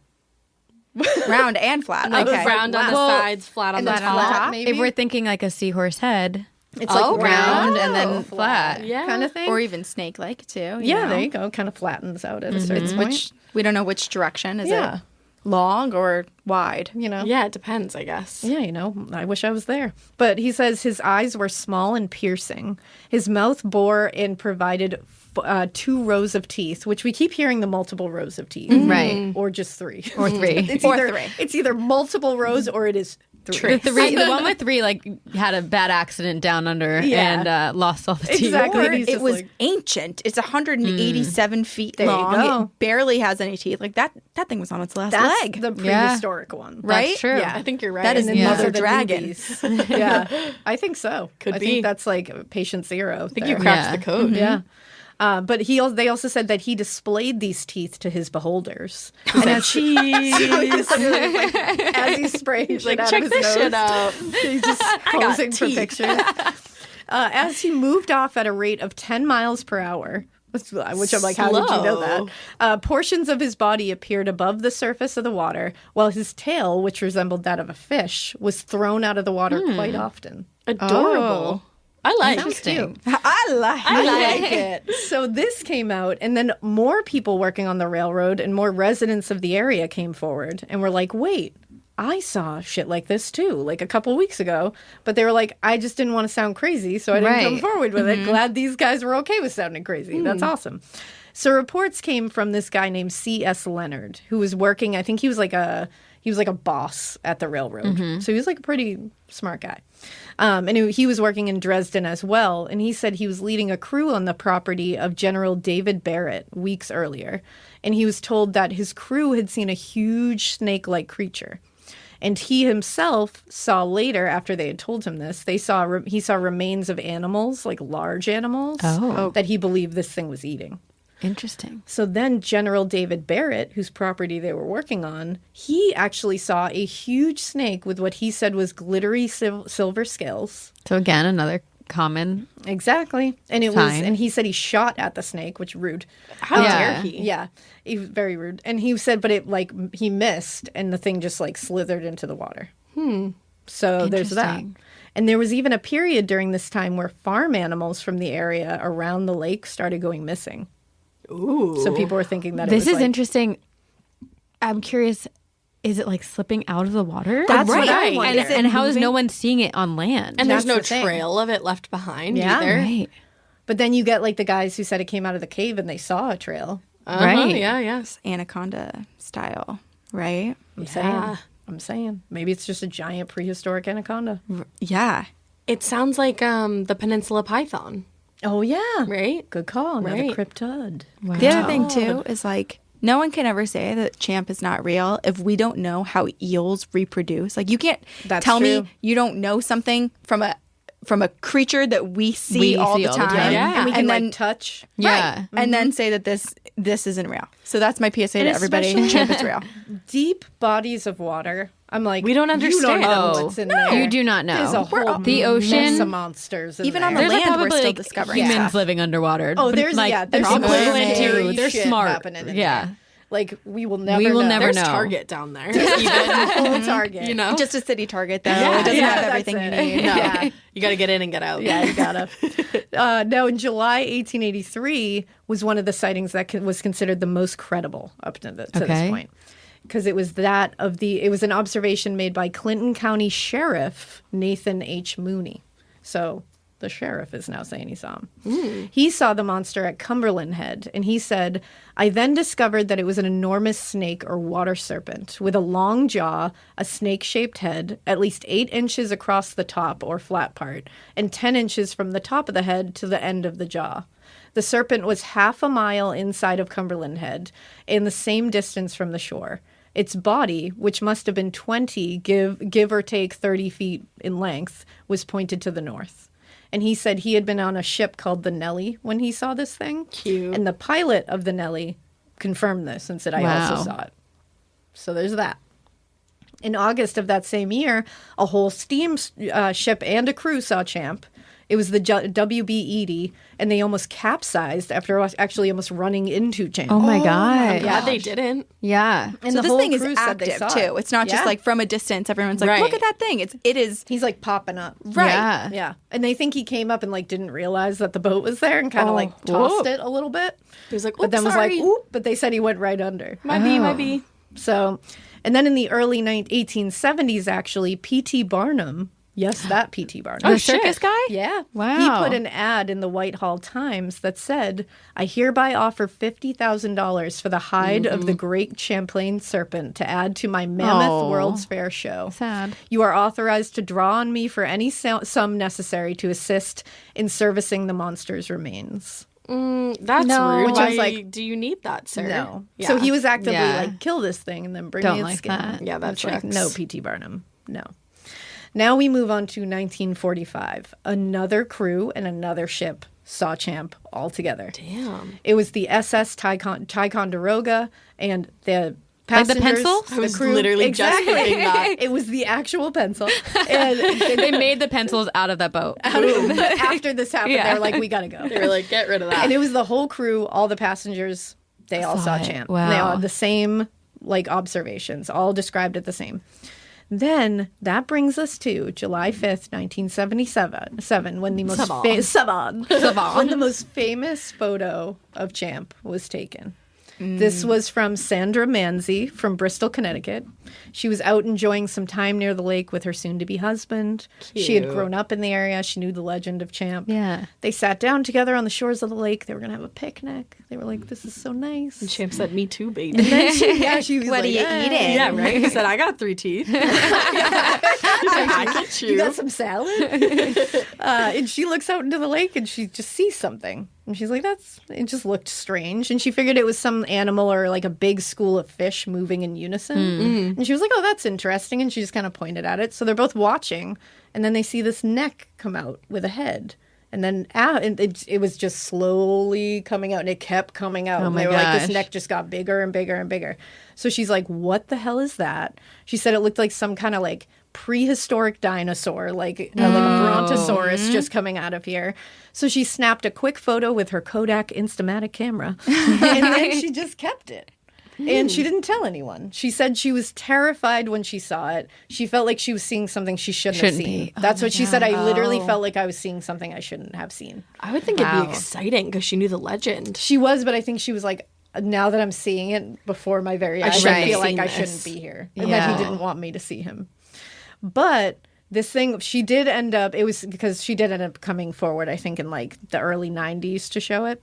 And it was featured in a ton of stuff, notably. And notably, it was in Lake Monster Mysteries, Exploring the World's Most Elusive Creatures by Benjamin Redford and Joe Nickel. Joe Nickel, who also appeared in my James Maybrick episode. I was going to say, I thought that name sounded familiar to Weird. me. That's been like drawn. That Weird. episode is like the episode that never ends. Yeah. But they said of this photo, because they're like very into debunking and authenticating things. Right. So they said the Manzi photo stands alone as the most credible and important photographic evidence of the existence of lake monsters. Wow. And Straight from Vermont.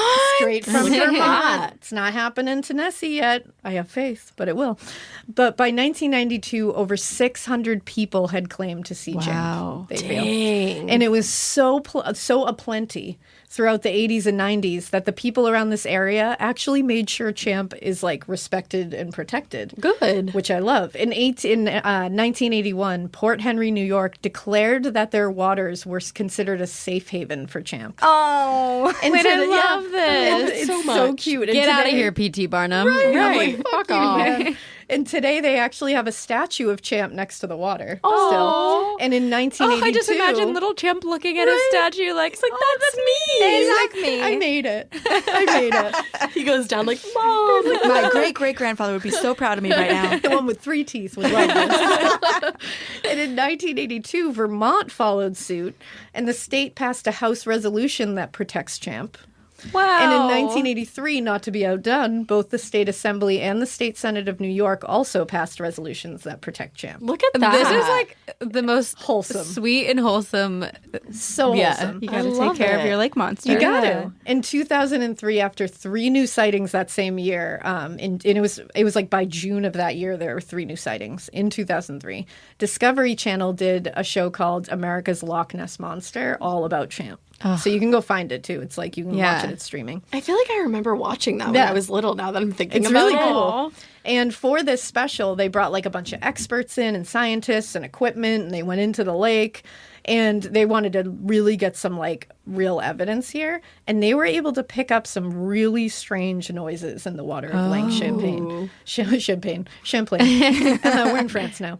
And the noises resembled the sounds of like a whale or like I was gonna dolphins say, what does it sound communicating with each other.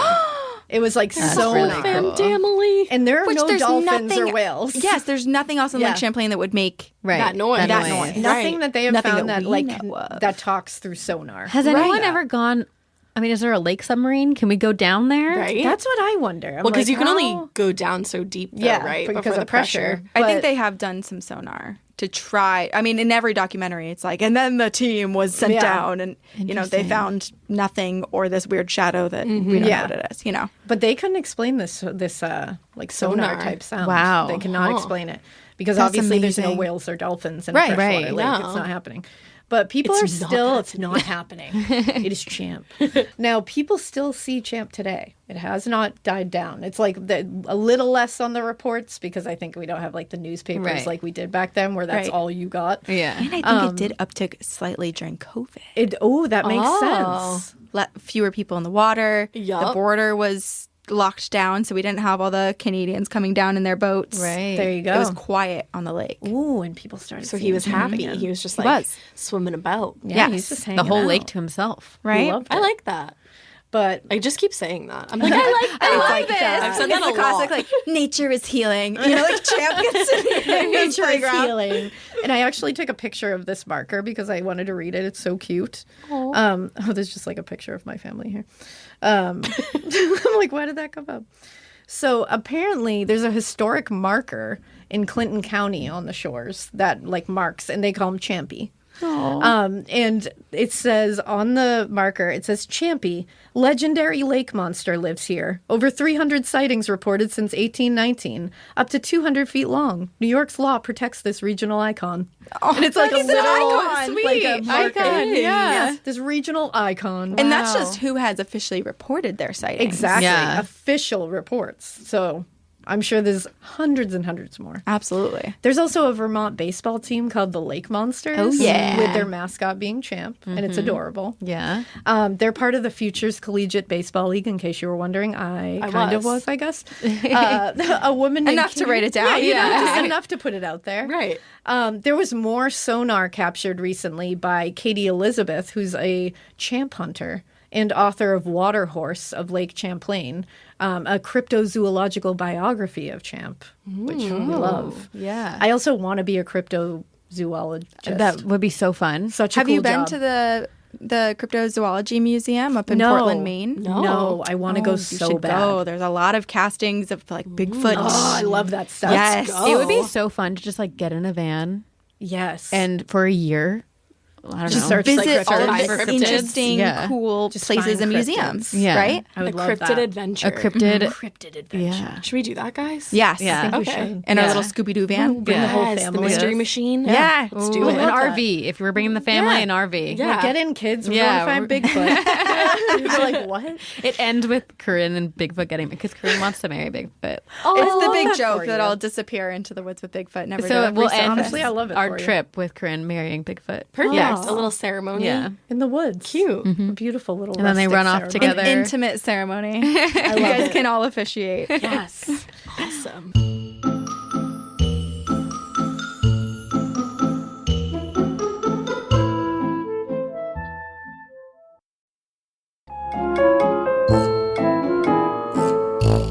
Well, if you want to find Champ, I do.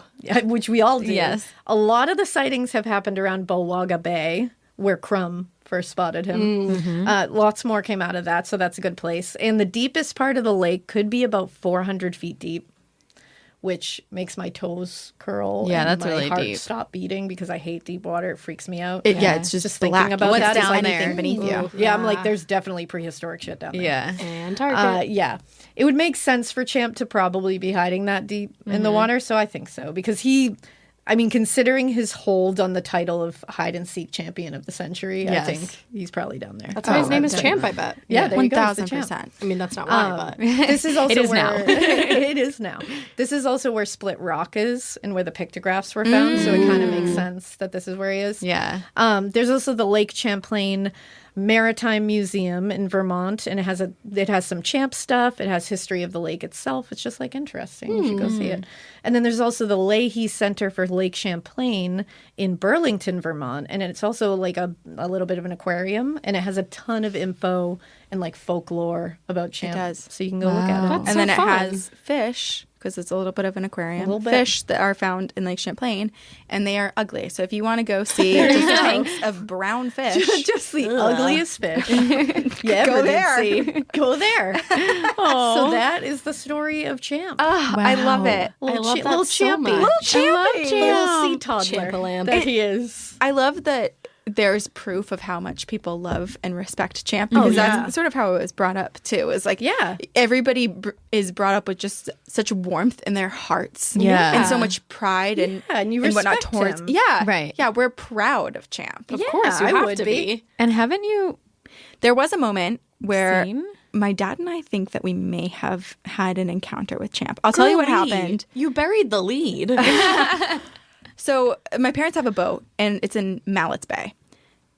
So it's near I guess like the bays are nice and calm, and like monsters would probably want to hang out there sometimes. Yeah. But we were tubing behind the boat. My dad and I were on the tube, and my mom was driving. Normally she's not the driver. Normally my dad pulls us and breaks our legs, and it's just reckless. Fun.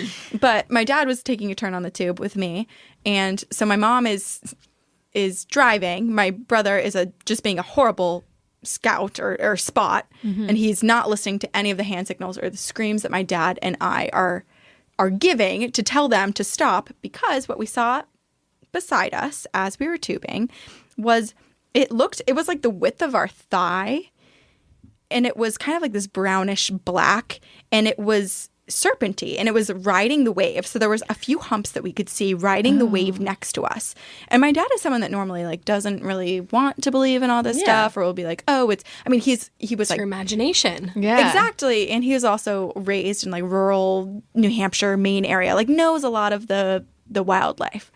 He turned to me and he said, whatever you do not let go, which is the scariest thing I've ever heard in my life. Because I would immediately let go by accident. Like I'd go, "Ah." So we're white knuckling, we're screaming, stop, stop. My mom is thinking, haha, they must be having the best time. like, My "I'm brother's killing just it." like staring at us, panicking, not thinking you go to through signal with my each mom other. to stop. Oh my God. Finally, she stops the ride, and we get onto the boat, and we were absolutely panicked. But I mean, that experience happened for probably only 20 seconds next to the tube before it disappeared. But oh my God, it was so freaking scary. It's like, what It was is it? scary, but just knowing the story of Champ, I love to picture Champ like, this is fun. Just been like, Yeah, oh my it was like a little God. juvenile. It's like, Champ. yes, go. I mean, we were only in probably 25-ish feet of water Yeah. right there. So maybe it was just like a baby Champ. Baby Champ. Baby Champ. A little baby Champ with Champ's those little big sister He or was surfers. something. playing. He was like, I like the wake you Right? made. Yeah. Yeah. I'm going for it. And we know some other people that have had Champ sightings, but a lot of people, like don't want to. It's kind of like the thing you whisper at the party after a few glasses of Right. wine. A lot of people don't want to. Like officially recorded. Right. Yeah. Yeah. Right. Yeah. You have to kind of like test the waters and see who you can tell or who you don't. Because it's, like a lot of people don't outwardly say the things that we say on Right. put on the Every day. internet. I love Right. a sea monster Yeah. or a lake monster. I'm for them. Let's Yeah. go. I'm pro sea. All right, let's go. Same. I'm We'll there. go on my boat and we'll go. That's one of the stops. Like We're gonna Champlain. find- I'll This go is what- tubing. This is what scares me about the ocean, though, is like Lake Champlain, you said it's like 100 and however many miles, like, and there's a monster, sea monster in it. But the ocean is So so vast. deep. We don't even know how deep it goes, and so vast that who knows how many monsters and cryptids that are out there that we just don't know. Yeah, I know. There's an unthinkable amount. Yes. Of Too many monsters in the ocean. I'm At sure the of it. very bottom, southernmost point of Lake Champlain, there is a town. It's on the New York side, the town that immediately borders Vermont. And I can't remember the name of this town, but they have an annual Sasquatch calling festival where they compete to do Sasquatch calls, and someone gets picked as the winner. I've never been, but I looked it up and watched the YouTube clips of everybody doing the calls. How do they determine There's the winner? another reason for us to go. I think the crowd just votes. I feel like Sasquatch has the to most come amount or of you're not a good caller. right? He just stands behind everyone who's like, oh. Yeah. And then Champ is just like in the water, like, what the fuck is happening? Champ is like, he's like, this is my lake. This is why I stay in the water. Every year around June, these people go so. Getting scared is one thing. Getting a thrill is, well, you want more of those in your life. The Genesis GV70 is built to thrill, baby. A thrilling yet elegant design always makes driving the GV70 an exciting adventure. Its powerful athletic stance screams performance and turns heads. Everybody's looking at you, girl, or boy, or whoever. Command the road and experience a class-leading standard 300 horsepower. Oh my God. Plus, discover the different dynamic drive modes for all different terrains. Choose between the different terrain modes for whatever road conditions you may encounter. The Genesis GV70's award-winning technology and performance lets you drive with comfort and drive with confidence all at the same time. It's an exciting SUV with intuitive tech that can make your ride smooth even when the road isn't. And its blind spot cameras allow you to see what's next to you. It's like having eyes on the side of your head. That's pretty iconic. Its performance, by the way, is measured not only in power, but in how it makes you feel confident, sexy. The Genesis GV70. Learn more at genesis.com and feel the GV70. Okay, let's have some real talk, just one-on-one for a second. I know you know this feeling. You start your period and the only pad that you have available is uncomfortable. It's like crunchy and weird. We can literally start our car from our phones, but we're still settling for crunchy, uncomfortable pads. Girl, listen, when you're looking for softness and protection, Kotex has you covered. They are changing the game with a completely redesigned lineup of pads and liners that are designed around what women actually want, like Kotex Bamboo. Kotex Bamboo has a 100% bamboo-derived viscose top layer that provides ultra-soft protection, which means you don't have to worry about feeling itchy or uncomfortable. It's like the worst feeling ever. It's gentle on the skin and it's made without fragrance too. Check out Kotex.com for more details on the new and exciting launch of Kotex Bamboo, available in regular, heavy, overnight, and daily liners. Every flow covered. Now available at retailers nationwide. Weird. Yes. I love it. Wow. Okay, you guys, I have a tale for you. Ooh, tell us a tale. And we're venturing out of the lake and to the land of Boston, which is where we are right now. Currently. Okay, so we're also going to step back 80 years in the past to November 28th, 1942. It is a chilly evening, 30 degrees Fahrenheit. It snowed the day before. The ground still wet, like a light dusting of snow beneath your feet. Adorable. So beautiful, right? Christmas time is coming. We love it. Grab your hot cider, sip of the fire. Exactly. Yeah. Oh, so great. Romantic. But as we know from being in Boston, like the wind whips around the corners of the buildings and stuff. So it's quite chilly. Oh, yeah. And you're walking. It's night and you're chilly and you're wrapping yourself with these sheets of cloth and whatever the fuck they wore in 1942 for their jackets. I'm sure they weren't nearly as insulated as the ones that we have now. But you're pulling your coat a little bit tighter around you and you briskly make your way to Bay Village. It's Thanksgiving weekend, the first Thanksgiving since entering World War II. Oof. America entering World War II. Mm-hmm. And you're looking to blow off some steam. So you arrive at your desk. Absolutely. I'm there. Thanksgiving. Picture it you were just perfectly. with all of your family. It's Saturday time night. machine? Yeah. You're like, Same. It's right now. We're doing this after we record. So you arrive at your destination walking up to a large sign that reads Coconut Grove, and you push through the revolving doors, entering the building. Coconut Grove is the spot to be. Everybody's there. Every Saturday, every Friday, everybody wants to be there. And tonight, everybody had the exact same thought that you did. The club is absolutely packed. Unfortunately for many of the club goers at Coconut Grove, this would be their very last time celebrating with their friends. Coconut Grove was the premier nightclub in Boston. It was actually based on Los Angeles' club with the same name that was super, super I was popular. going to say, that makes me think of Lucy. I love Lucy. Lucille Ball. Didn't they play at the Coconut Grove? I'm sure, probably. I think you're right. Yeah, Yeah. that sounds so familiar. But I mean, it was like entirely based on the same thing. So decor-wise, everything was decorated to be this tropical oasis. Very not Boston. They're absolutely not Boston. Yeah. There were multiple rooms in here too. So there were dining rooms, bars, lounges, all connected through these tight hallways and single doors. So they kept adding on extra rooms throughout the years. There was a cocktail and caricature lounge just after the entrance. You could get a little caricature drawn of yourself. Cool. Super cool. And then a little bit further in was the dining room, a dance floor, and a stage where the jazz musicians would play. And then past the stage, there was this new lounge that had opened just the week before. So you're there on that Saturday, that Thanksgiving weekend, and it's really exciting. Everybody wants to go see that new spot. There's rattan and bamboo paneling lining the walls, and there's silk draped along the ceiling. There's satin canopies, faux leather, heavy drapery. It just was made to be not only tropical, but like to create this sensual, elegant, sophisticated feel. You know, you want to feel like a lot of colors, you like want to feel pinks special. and yellows. And too, it was built originally 20 years before during the Prohibition era in the 1920s, Roaring 20s. You know, so it has a lot of that feel still. Winding through the building, partygoers could find themselves descending a narrow stairwell into the basement, and that is where you would enter the Melody Lounge. It was a piano bar, which was dimly lit with twinkling lights and dark blue velvet drapery that decorated the dark ceiling. It created this illusion, basically, of a starry night. Yeah. Ambiance. Super ambiance. And then the poles, like the pillars, basically, the support beams, were decorated to look like palm trees. And so they had, like, the base was as thick as any other palm tree trunk, and then they created with all of this fabric the palms that would kind of like reach out over all the party goers. So you literally just feel like you're So outside cool. on a starry night. Absolutely. In a tropical place. And Yeah. I won't say it. Well, I just know where this is going. So there's just like so many things that, like, as you're describing picking it, up. That's all I'm thinking I know. too. Yeah. I'm like making a mental Hazard. inventory right now. Actually, upstairs too. So downstairs they did that false starry night, but upstairs, I wish Boston still had this. They had a retractable ceiling in one of the rooms, so when it was warm out, you literally could party underneath the night sky. That's awesome. So That's awesome. really cool. We lack that now in Boston. Okay, but unsurprisingly to anybody who has ever lived in Boston, the property had mob ties, especially when it was first opened during the Prohibition era, because they quite literally needed those ties and financial backing to bring in all the booze. There was a lot of bootleggers and mobsters. Mobby investing. Mobby investing. They do. Yeah, so this was a popular spot for mobsters, for politicians, for celebrities. The club was really special. It made people feel super special. Just a super popular scene.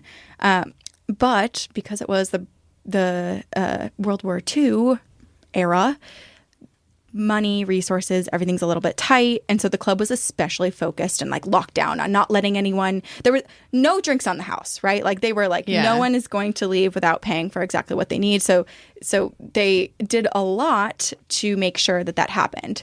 One of the things they did was the owner hired teenage boys off the street. So like 15, 16-year-olds were working in this club because the owner could pay them really low wages and basically have them double as waiters and bouncers and whatever odd jobs. Right. Exits were locked or concealed with heavy velvet drapery. Emergency exits bricked up. Many windows locked or only opening basically a few saying like inches. there's only one in or out way. Essentially, yeah. Yeah, because they didn't want anyone to be able to leave. So you couldn't just Without paying, get your drinks and then slip out the window in the bathroom or whatever. Eek. On this particular Saturday night, the club was filled to more than twice its legal capacity with over 1,000 patrons partying inside. Too many people. It was set to have like something like 460 people. Oh my And gosh. there's over 1,000 people. Like wall to wall. Oh no. Packed. Drinks are flowing, celebrities are perched on private tables, and also romance was in the air, at least for this one sailor and his date. The two were flirting very heavily. And, you know, things are getting a little hot. And things are getting a little heavy. She was a little shy. She Probably was like, oh, literally hot. That's a lot of people. Totally. Yeah. And like, how much velvet can you put in a place? Yeah. Right? The piano player had just begun singing Bill Crosby's White Christmas. It had just come out that year. Like, just so romantic, right? So the sailor reaches up to make his date a little bit more comfortable and unscrews the light bulb from the artificial palm tree arching over them to give them a little extra bit of privacy in the dark basement of the Melody Lounge. The head bartender down there sees the light go out in the corner and then tells the 16-year-old bar boy, Stanley Thomas, let me not butcher his last name, Tomaszewski, to take care of the light. So Stanley makes his way over there. He approaches this couple. He explains that it's dangerous to have the light out. Like, you can't just do whatever you want. Just remove light bulbs. Right, yes. Like, you pay rent here? Yeah, exactly. And he was like, okay, I need to relight it. So he lights a match because he can't see. It's super dark. He doesn't have a flashlight. He lights a match so he can see what he's doing. He replaces the light bulb, blows out the match, drops it on the floor, steps on it, returns to what he was doing before. Oh, no. Just moments later, someone screamed that there's a fire on the palm tree. So Stanley and the other employees all run to the tree. They have pitchers of water. They're dousing the fire with these pitchers of water. And for a moment, everyone thinks it's kind of funny. Like, it's a little bit silly to, like, watch everybody scramble. It looks like the tree has been put out. Yeah, it's like it's been resolved. But very quickly, panic ensues, and everyone watches the fabric. It's velvet. Yep. All of the satin and velvet that's on the ceiling. It starts to smoke, and then it ignites. And a giant ball of fire explodes in this corner and very quickly starts spreading onto the rest of the fabric on the ceiling and making its way across the floor to the staircase. I mean, as you were describing it, I'm just immediately thinking everything in this place makes a fire. It's flammable. Oh, yeah. Like, travel so much faster. This is a craft store. Yeah, literally. basically. Like, everything's just, felt. I'm picturing it in my head. It's just like, yes. Instantly. Yeah. Yeah. And also, just to add a little bit of information, like, when they first opened this place, they did put some, like, fire retardant spray on all of the fabric, but had never done it again. So, like, so it was like that wears off. It wears off, Right. yes. So desperate, people are running for this tiny little staircase, and other people are jumping up on chairs trying to cut down the fabric from the ceiling to prevent the fire from making its way through the whole room. That is really brave of those people to do that. Seriously. But it only takes a few moments for the fire to overtake the entire room, the satin fabric burning and falling while still lit onto the panicked 400-some patrons below in the Melody Lounge. The air conditioning unit had actually just been recently put in upstairs. And because of World War II, they switched the gas because it was too expensive to use whatever they were using before and switched it to one that was much more flammable. So basically, it's believed that this helped ignite the fire and also create this suction for the fire to travel across them very quickly and up the stairs to the first floor. It's like the perfect storm. It really is. It's awful. So the narrow staircase became jammed with people, the fire now taking on the fabric in the stairwell. There was a couple, Ruth and Hyman Strogoff, who they first made their way to the exit as soon as they saw the palm tree ignite. So they were kind of like, oh, we don't want to take any risks, and made their way over to the exit. So they were the very first people, basically, to be at the stairwell. But this all happened so quickly that by the time they got to the stairwell, other people were already running for them, grabbing them, pulling them back, ripping them away from each other. Ruth tries to grab Hyman as he's pinned down on the ground from other people trying to go over him. He's crawled over. This is so devastating. It is. It's. I mean, I cried. I like woke up this morning and was like, why did I choose to research this? Should I like really quickly find something else? Harrowing. It really is. So many people lost their lives in this moment in really awful ways. But basically, Hyman was crushed beneath their feet, and she was pushed forward, her hat and jacket now on fire from the embers that floated down from above her. The fiery air was now burning people's skin in their lungs, and they were all suffocating. Yeah, because it's one exit. Yeah. There's only one way out of And this place. the tiniest, I mean, like, think of like your grandparents' stairwell. Like, it was like half of that. And you don't think about that air, No. too. No. That air is just as dangerous as... Absolutely. Yeah, the smoke. So moments after Ruth got out, others were already dead from being crushed by the crowd, burned, or inhaling too much smoke.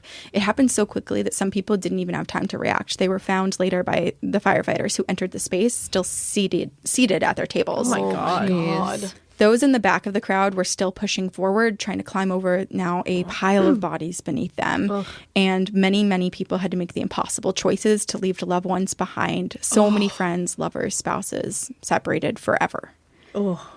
Bartender Daniel Weiss and singer/pianist Goody Goodell were two of the last people to make it out of the Melody Lounge alive. And they did so because they ended up grabbing napkins and dumping them in pitchers of water and holding that over their mouths so that they didn't succumb to the smoke. That was smart Imagine thinking. having like the wherewithal. yes, exactly Yeah. to do that. 5 other people found a walk-in refrigerator and locked themselves in there until the fire department rescued them. So they survived that way. Wow.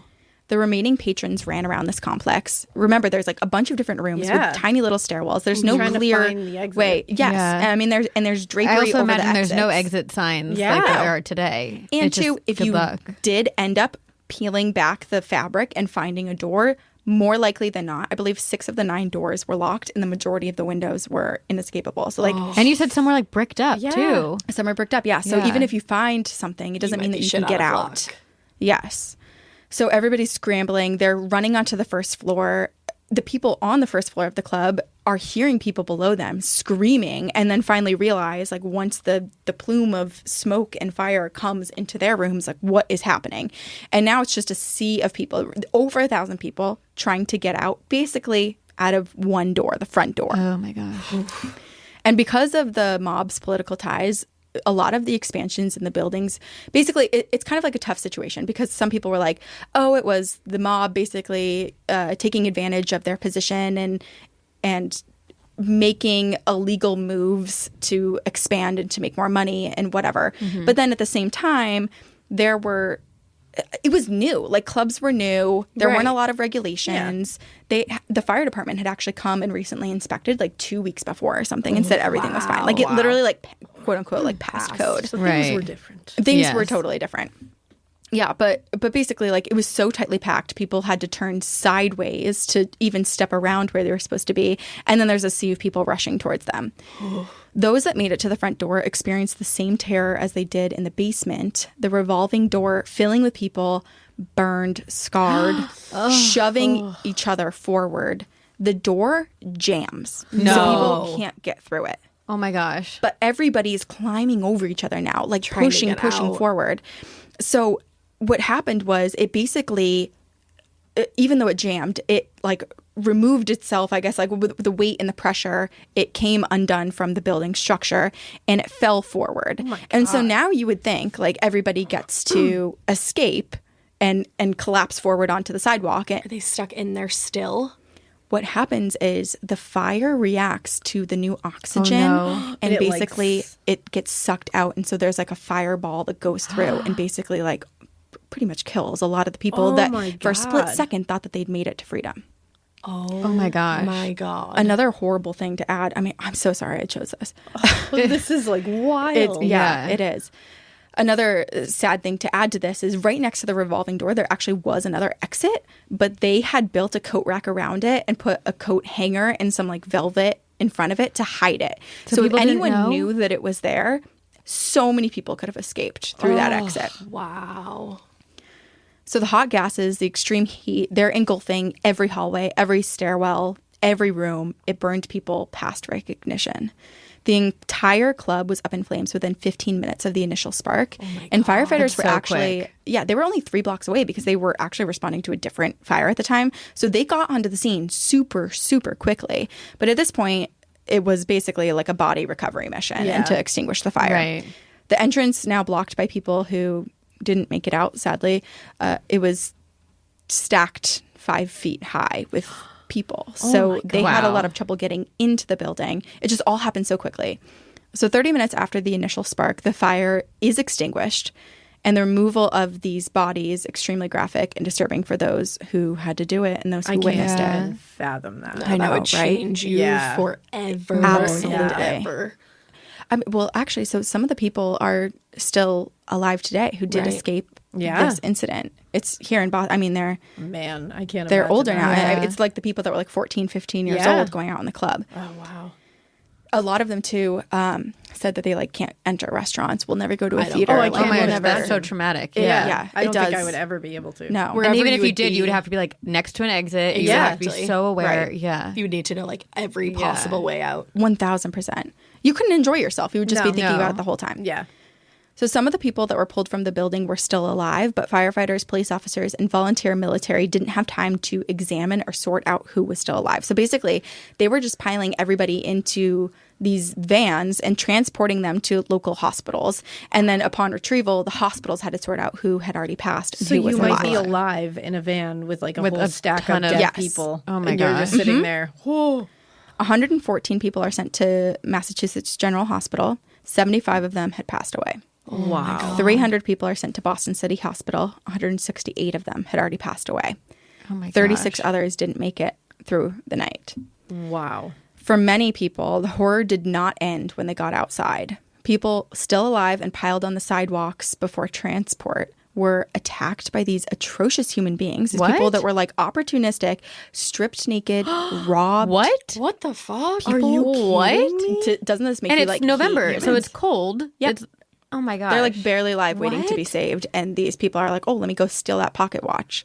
This is so like Fucked up. the whole thing is so disturbing, but that is like disgusting. makes That's you sick. almost the most disturbing. Yeah. It makes you It's sick. like, because that It is is. just like, That's wow. human being like That's an choosing active to be choice. awful. Yeah. Yes. Humans are the worst kind. Yeah.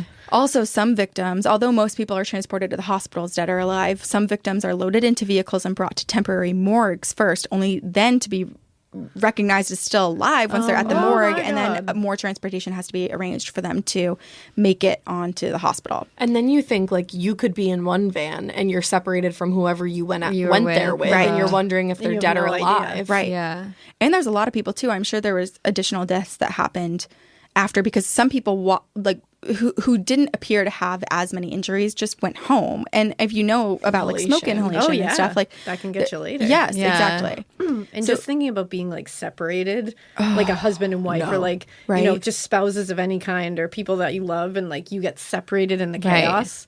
Like that's the most horrifying I thought know. to me, because when something happens, if I'm with John, I like Immediately. cling. Yeah, you need Right. to be, To, like, yeah. I would- It's your safety. Yeah. Yeah. Like, it God must forbid be. someone's in the bathroom or going and getting a drink, and Yeah. like you can't find You have them. no idea. Like, what are you supposed to do? I can't even imagine that like feeling of panic. Yeah. Yeah. No. And you don't even have a split second to think about it. You No. just have to. You gotta have to get out. act, Right. somehow. So in the end, 492 people lost their lives that night.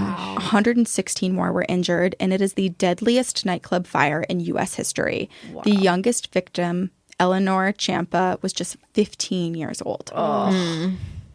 So amazingly, everybody who did pass away was identified. And so we know everybody's names. And you can read a lot about the victims online, about their stories, the lives that they led, the people who lived on past them, the people and their legacies that Yeah. were left behind. And so there's amazing survival stories mixed in with this as well. But it's really, really sad. Like this is when I was crying, because I was reading about, there's so many examples where like people had just gotten married and they were out with their entire wedding party to celebrate their first night of Celebrating. marriage. Yeah. There were soldiers who came home, and for the night, their friends and their family took them out to celebrate for their They've like gone through first everything. night. Right. Yes. Entire families are killed all in just an instant. It's so painful to read Oh, it's about. awful. So, I mean, yeah, it's awful. The owner of Coconut Grove, Barney Wilansky, he had actually had a heart attack and was being treated in Mass Gen that night. So he wasn't there Oh, separately. separately. He had a heart attack the same night. How weird is that? that's yeah. weird. So then all of the like victims are being wheeled Past Past Past him, him, basically. yes. Yeah. So he's sentenced to 12 to 15 years in prison for negligent homicide and is convicted of 19 counts of manslaughter. Wow. Only 19 though? I was going to say. Yeah, that's wild. He was pardoned 3 years into his sentence after being diagnosed with lung cancer and died just a few weeks later. Whoa. Other people involved in the design of the building and the upkeep received various charges as well. And this was kind of tricky sentencing because, like I said before, it was like, okay, like we want to blame Wilansky, but there's a lot of other people that were involved that said that this was okay. Yeah, it's not just him like Right. Running calling all every the shot. thing. Yeah. Exactly. Naturally, the politicians and city inspectors, they want to pass blame around. They're excusing themselves of any guilt. And poor 16-year-old Stanley, who lit that initial Oh, yeah. flame, everybody is so like he came forward and was like, here's what So he happened. survived. Like he survived, Yeah. and he tried to tell everyone like, I think that this might have been the cause of the fire. And he is I mean, everybody is like on top of him. He's vilified by so many like a people. pariah. Exactly. He was just doing what he thought he was He was supposed to do. That's the thing. He's like, Yeah. he's a baby. Yes. So the poor guy, he actually had to be kept under protective watch in the hotel for many months because it was easier for people to blame the 16-year-old than to like recognize It's that like they he were didn't just know any partying in a better. death trap. Yeah. And he didn't lay out the club and like brick up Right. all the exits, you know? Exactly. Okay, so this event, though extremely tragic, it did some good as well because despite the number of deaths at the hospitals were actually pretty equipped for the amount of people coming in because they had been prepping for the war. And so they had a lot of people on call and had a lot of protocols already set to take on this number of people. Victims with burn wounds were losing a large amount of water and plasma and going into shock. And blood donations were a very new thing. They had only been around for 4 years. And so they didn't really know how much plasma was needed, like how much blood to give someone to replenish people's bodies. But based on the treatment of 19 Coconut Grove survivors, a paper was published establishing the formula for fluid replenishment. Wow. And Kind of gave me chills. Right? Yeah. That's huge. Yeah. And despite the initial guesswork and experimental protocols, no one died of burned wounds at MGH, Mass Gen. But a third of the people treated at Boston City Hospital unfortunately did pass away. This was also the first time in Boston that they used penicillin. So they were rushing it up from New Jersey to help the burn victims who were receiving another new treatment, which was skin grafts. So it was like all of this stuff was being experimented and happening all at once. Everything they had learned, they were using. Yes. And on top of this, psychological treatment for grief and trauma broke new ground, creating a foundation for providing psychological care after disasters because of this event. Wow. Jeez, I didn't know any of this. This event, me neither. I was wild. Right? I'm like, wow, this is, awful what happened, but like this is a little hub of so many of the things that now we have as normal practices today. Yeah. This event also led to new laws and fire safety bills enacted surrounding emergency exits, occupancy numbers, fire code violations, and flammable decorations. And though hundreds of people died, it's thought that what was learned both medically, psychologically, and structurally from this one event saved hundreds of thousands of other people through the codes and regulations that came of it. Wow. And then to get to the ghost stories. As Sabrina and I have learned through now 5 years of podcast research is that unfortunately when there are these traumatic events, there usually is a bit of paranormal activity that comes after that. Of course. Because, A lot of unrest. Right. The energy is stained from this event. And sometimes there are darker entities that kind of feed on the trauma that exists in this space. So the area that this happened at has since been reconfigured. And the primary site for Coconut Grove is now actually the Revere Hotel. Oh. It's just 2 blocks from the theater district. So if you guys play a show in Boston, I'm sure you'll probably be at one of the theater districts. So if anyone, for future reference, it's like a 3-minute walking tour. All right. Yes. There's a memorial plaque there as well, so you can read about it and read like basically right where it had happened. But employees and guests of the Revere Hotel report strange ghostly phenomena inside this hotel. The bar and kitchen experience the most activity with strange noises, loud popping sounds, and flashes of light happening suddenly and seemingly without a source. Yeah, that feels like very... That's probably like the lower grounds of the hotel anyway, right? Bar and kitchen. Yeah. I mean, we're going to all go get a drink and see what we see. and just see. Faucets in the bathrooms will turn on and off on their own. And one time, this makes me just like, this feels like something that must have happened when the fire was occurring, but a seat in an auditorium became suddenly and inexplicably drenched with water. So I'm just like, I just feel like it's some sort of like residual haunting where someone's trying to douse their seat, right? It's like what they were doing. Maybe that's where the palm tree was. Right. They were trying to douse it. Yes. Ooh, yeah. People also hear their names being called out only to find themselves alone in the room.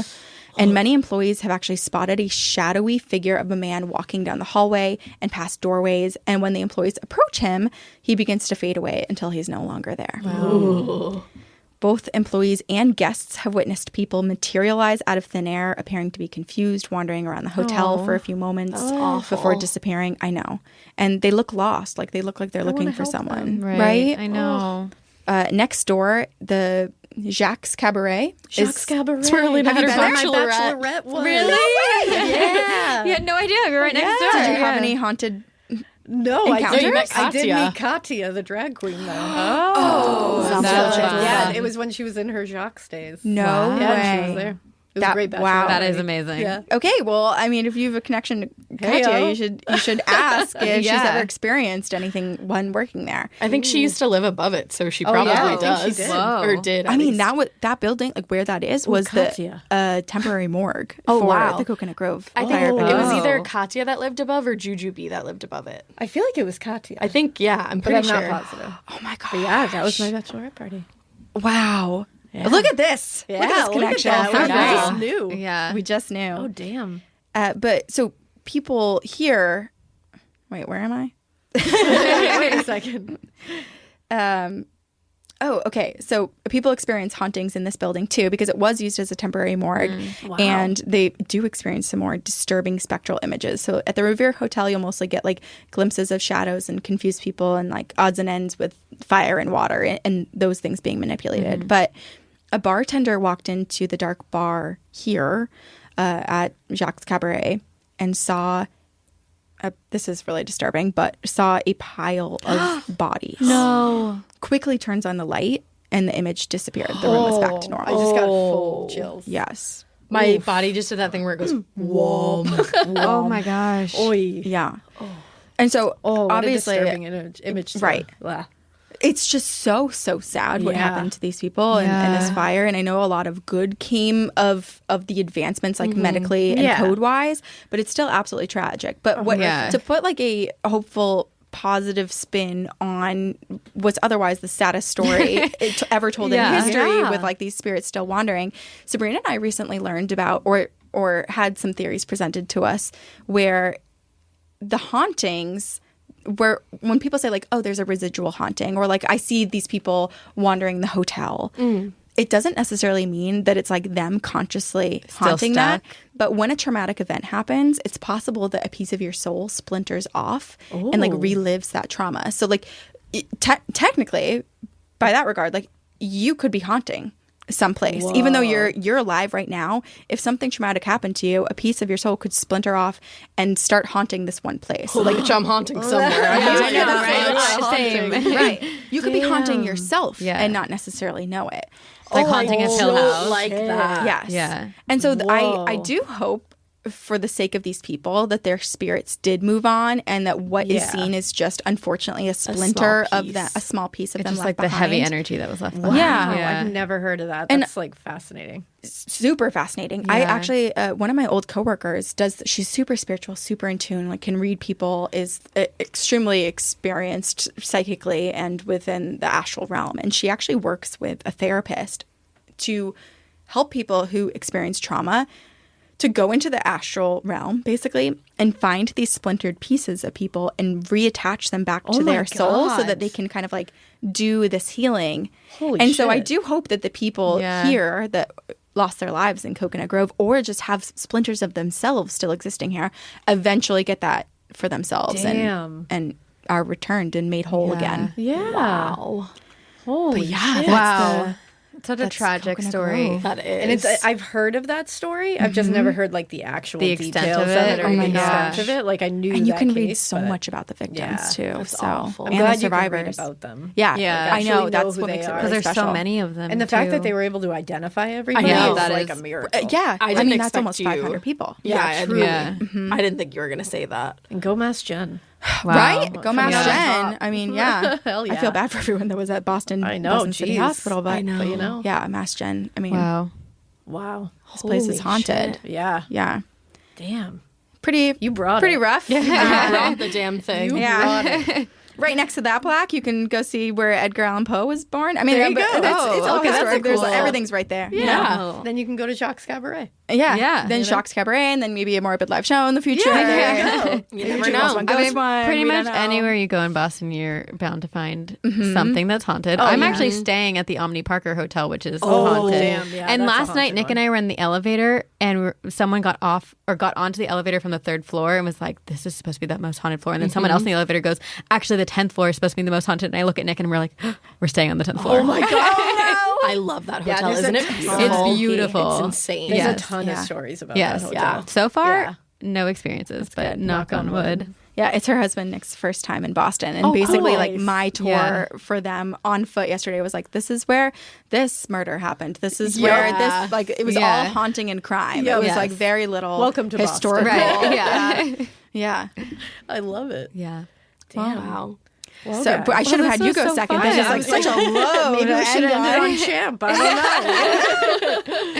Yeah, me and Ash had the darker. You did. I know, Yeah, it was funny. sure. I was thinking, I was like, is this like a little too dark? And then I know. Then you we brought tied. it. But it's also these are important stories to tell. Oh, for sure. Because, you know, your story was a cold case. You know, Yeah. it's important to tell those stories. And then also all these people who lost their lives. Like, it's show- awful, but yeah. it's also an important story. and to show the they're- advances yeah. that came from it. Right. And I love how Exactly. you Things. ended it. Like, I never would have known that. So Yeah. I'm Right. glad that you picked this Yeah. story. Yeah. Yeah. So that's really Thanks. interesting. You're welcome. Well, this was so fun. This I has know, been we should so do this much fun. We have to again. do this. Yeah. again. Absolutely. Like, Next it's a time must. we will get in the RV. Yes. And we will Cryptid do hunt. a podcast on our cryptid hunt. There you go. I was saying at the end of the last one that we recorded, I was like, finally, because we all live like so Yeah. close to each I know, other. I'm like, yeah. how did this Like, take why so is this long? not Like, happening? yeah, Yeah. I'll this is fly so out to fun. Boston anytime. Amazing. I We're love making Boston. it happen again. Yeah. This is totally Absolutely. fun. We'll just bring you Yeah. back here. Yeah. Yeah. Well, Yeah. Corinne, this whole trip has been like trying to make me move here. Yes, That's like You how know we what? are with Caleb. I was gonna say we're gonna start bringing you over. Yeah. Yeah. 'Cause Right. that's what we're doing with Caleb, the our hub. co-host on Scream. We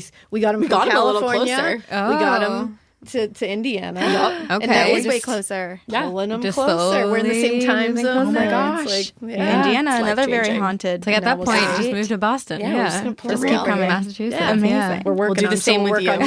We'll slowly Next get stop, to it. Indiana. Just do what Corinne does of like text me real estate I do. listings Like, all there the you go, time. Pin listing. I love that. Yeah, We're and then gonna we'll start just like doing keep that. getting closer and closer and closer to you. I'll move out of Yeah. Boston into your spooky spare bedroom. Yes. Perfect. Collect gonna happen. Mister. Yeah. We'll collect the business. Me and Mister. Yeah. And then you'll find out that Roommates. he can always find you. Oh God, no. Oh, gosh. I'm such a chicken. I would never be able to do that. Yeah, he'll find us. He'll find us. I was like, girl, you are you. 3. Yeah. Who gave you permission? Oh my god. Oh, too You scary. make a little spooky kid. Yeah. Not scared at all. Wow. Nope. No, but thank you guys so much. We're going to do this again. Thank you. definitely. We should. Definitely. And you guys listening, we hope that you keep listening. And we hope you keep it weird. But not so weird that we don't all end up in Boston together. Woo. Woo. Yay. The end.